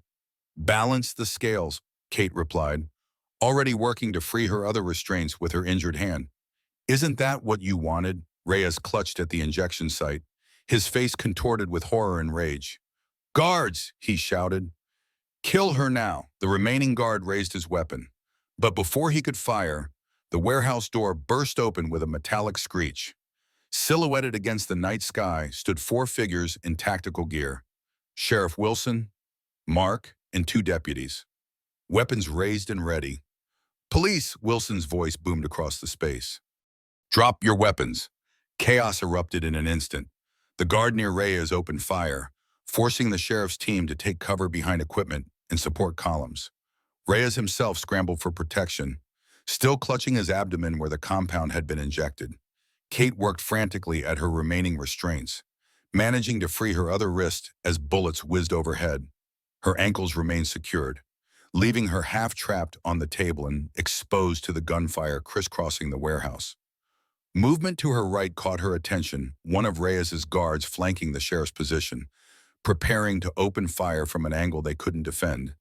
Without hesitation, Kate rolled to the edge of the table, stretching her upper body toward a fallen guard's weapon just barely within reach. Her fingers closed around the handgun's grip seconds before the flanking guard could take his shot. With the instinctive precision Frank had drilled into her over countless hours of training, Kate brought the weapon up and fired twice. The guard crumpled, his own shot going wide as Kate's bullets found their mark. The brief firefight continued for several more intense seconds before Wilson's voice cut through the chaos once more. "Cease fire, cease fire." Gradually, the shooting stopped. In the ringing silence that followed, Kate could make out groans from wounded guards and the cautious movements of the sheriff's team securing the area. "Rivera," Mark's voice called. "Kate's status." "Here," she responded, still working to free her ankles. "Still restrained. Reyes is injured but alive." Mark appeared from behind a column, moving cautiously toward her position while maintaining awareness of potential threats. When he reached her, his expression registered shock at her condition before professionalism reasserted itself. "Are you hurt?" he asked, already working to release her ankle restraints. "Dislocated thumb," Kate replied, holding up her swollen hand. "Otherwise intact. Reyes was about to inject me with something when the shooting started." Mark's jaw tightened as he freed her final restraint. What was in the syringe? The same compound he used to kill Frank, a cancer-causing agent. She gestured toward where Reyes had taken cover. He ended up injecting himself when I broke free. Understanding and grim satisfaction flashed across Mark's features. Poetic justice. Sheriff, one of the deputies called. We've got Reyes. He's demanding medical attention. Wilson approached their position, his tactical vest showing signs of the recent firefight, but his expression firmly controlled. Ms. Rivera, glad to see you're still with us. Kate nodded, sliding carefully from the table to stand on unsteady legs. Your timing was impeccable, Sheriff. Thank Ellie Thompson, Wilson replied. She remembered seeing a map in your things, with this location marked. Took a chance it might be significant. The mention of Ellie sent a wave of relief through Kate. She's safe and the others from the bar. All safe, Wilson confirmed. Minor effects from the nothing permanent. Their conversation was interrupted by the arrival of the deputies escorting Victor Reyes. The crime lord's composed facade had shattered, replaced by desperate panic as the reality of his situation set in. I need medical attention immediately, he insisted, still clutching his abdomen. The compound, it's experimental, highly toxic. We've called for medical transport, Wilson informed him coolly. Should be here within 20 minutes. That's not fast enough, Reyes snapped, his control slipping further. You don't understand what this substance does. It's designed to be untreatable after the first hour of exposure. Kate approached him slowly, her borrowed weapon lowered but ready. A slow, painful death by aggressive cancer, she said, repeating his own words back to him. A fitting conclusion, don't you think? Reyes's eyes widened with recognition of his own fate. You can't let this happen. He appealed to Wilson. I have information, valuable intelligence on trafficking operations, money laundering, corrupt officials. I'll cooperate fully in exchange for the antidote. What antidote? Kate asked, genuine curiosity in her voice. Reyes's expression shifted between calculation and desperation. There's a counter-agent. My research team developed it as a precaution. It's in my office in Phoenix, in a safe behind the Monet. Convenient, Kate observed skeptically. And if we were to retrieve this miracle cure, what exactly would you offer in return? Everything. Reyes promised immediately. Names, dates, locations, the entire network, from Mexico to Canada. Enough to dismantle operations that federal agencies have been targeting for decades. Wilson and Kate exchanged glances, a silent communication passing between them. Then Wilson stepped forward, taking official control of the situation. Victor Reyes, you're under arrest for kidnapping, attempted murder, assault on law enforcement officers, and conspiracy to commit numerous additional felonies. He nodded to his deputies. Secure him for transport, full medical protocols, continuous monitoring. As the deputies led Reyes away, still protesting about the urgency of his condition, Mark turned to Kate. Do you think there really is an antidote? Possibly, Kate acknowledged. Frank always said Reyes was meticulous about contingencies. But even if there is, the price would be too high. What do you mean? Kate met his gaze steadily. Frank died from that compound. If there was an antidote, he deserved it more than Reyes ever could. Mark nodded slowly, understanding the complex emotions behind her decision. So what happens now? With New Gila, with Reyes's operations here? Now, Kate replied, looking around at the warehouse that had nearly become her tomb. We finish what Frank started. We dismantle everything Reyes built, piece by piece, using whatever intelligence we can extract from his organization. She turned to Wilson, who had rejoined them after coordinating the secure transport of Reyes.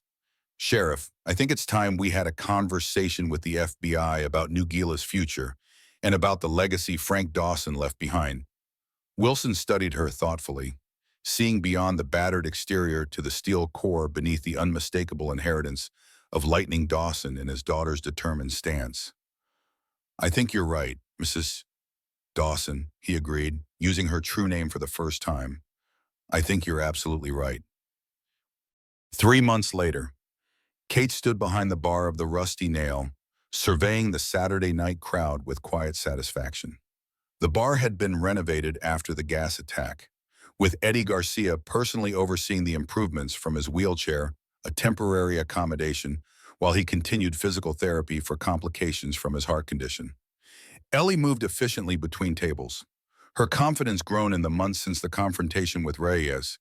She had stepped up during Eddie's recovery, taking on additional responsibilities and proving herself capable of far more than anyone had expected, including herself. The door swung open to admit Mark Wilson, now acting sheriff, following his father's announcement of early retirement. He made his way to the bar, nodding greetings to regulars as he passed. Evening, Sheriff. Kate welcomed him, setting a glass of iced tea at his usual spot. How's the new badge treating you? Still getting used to it, Mark admitted, taking the non-alcoholic beverage with a grateful nod. Dad's enjoying his consulting role with the FBI task force, though says it keeps him involved without the headaches of day-to-day operations. Kate smiled, knowing that Thomas Wilson's consulting role was considerably more significant than Mark implied. The former sheriff had become an integral part of the federal operation dismantling Reyes's trafficking network, using his local knowledge to complement the FBI's broader resources. Any word on Reyes, she asked, keeping her voice casual despite the importance of the question. Mark's expression turned somber. Confirmed terminal. Doctors give him 3 months, maximum. The cancer's aggressive, just like he designed it to be. Kate absorbed this information with complex emotions. There was no joy in Reyes's suffering, despite what he had done to Frank and attempted to do to her. But there was a certain symmetry to his fate that spoke to the balance he himself had so often invoked. And Blackwood turned state's evidence? Mark replied.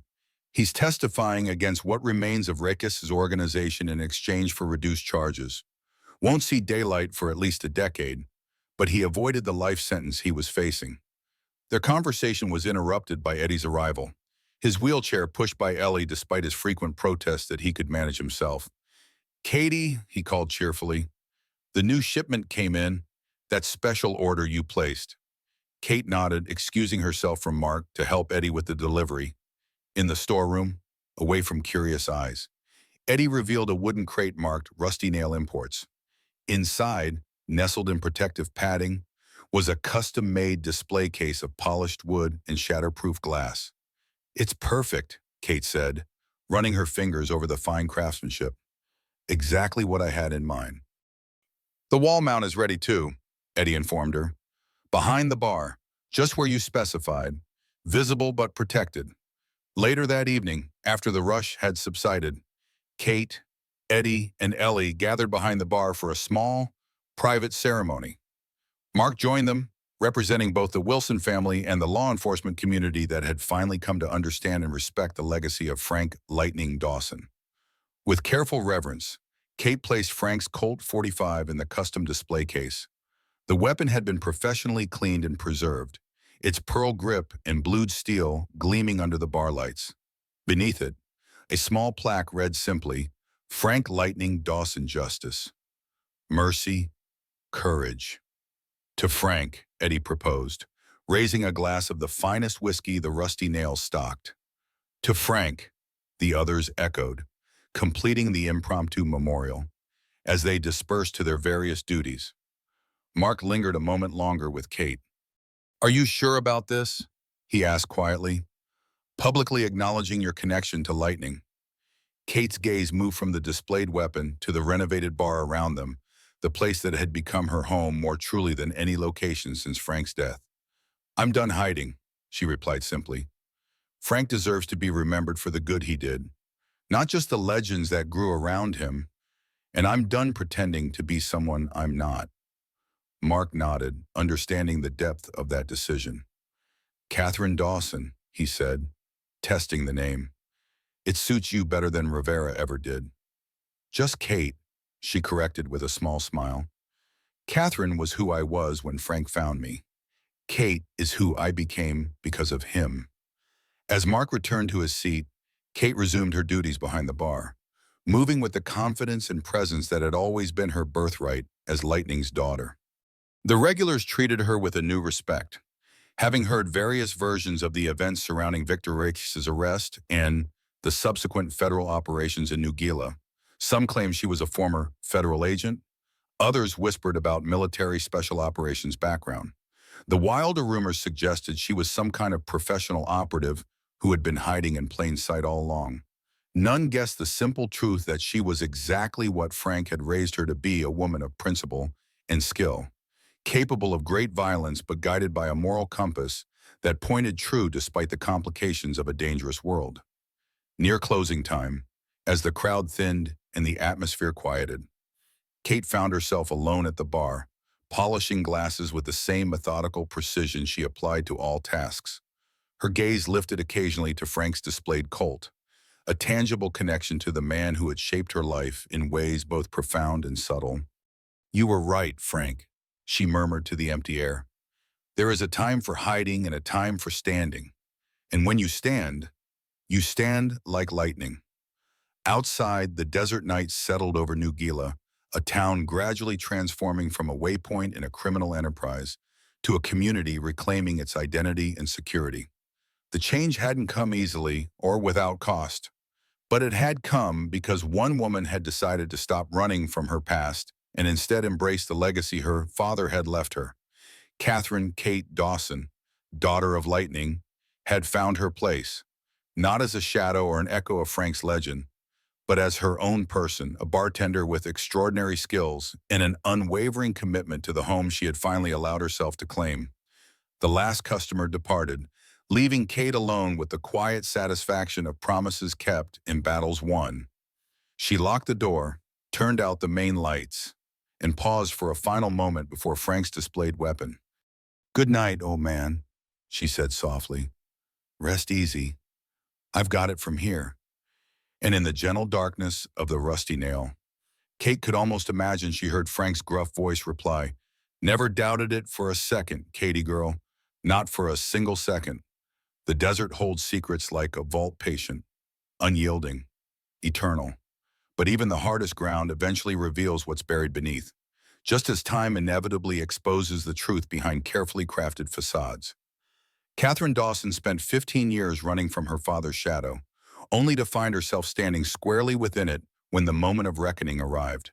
The legacy of Lightning wasn't in his gun or his reputation, but in the principles he instilled in the daughter who carried his spirit when his body was gone. They say revenge is a dish best served cold, but true justice burns with a heat that can't be extinguished by time or distance. It demands its due, regardless of how far you run or how carefully you hide. In the end, the battle wasn't just for a small desert town or against a man with a vendetta.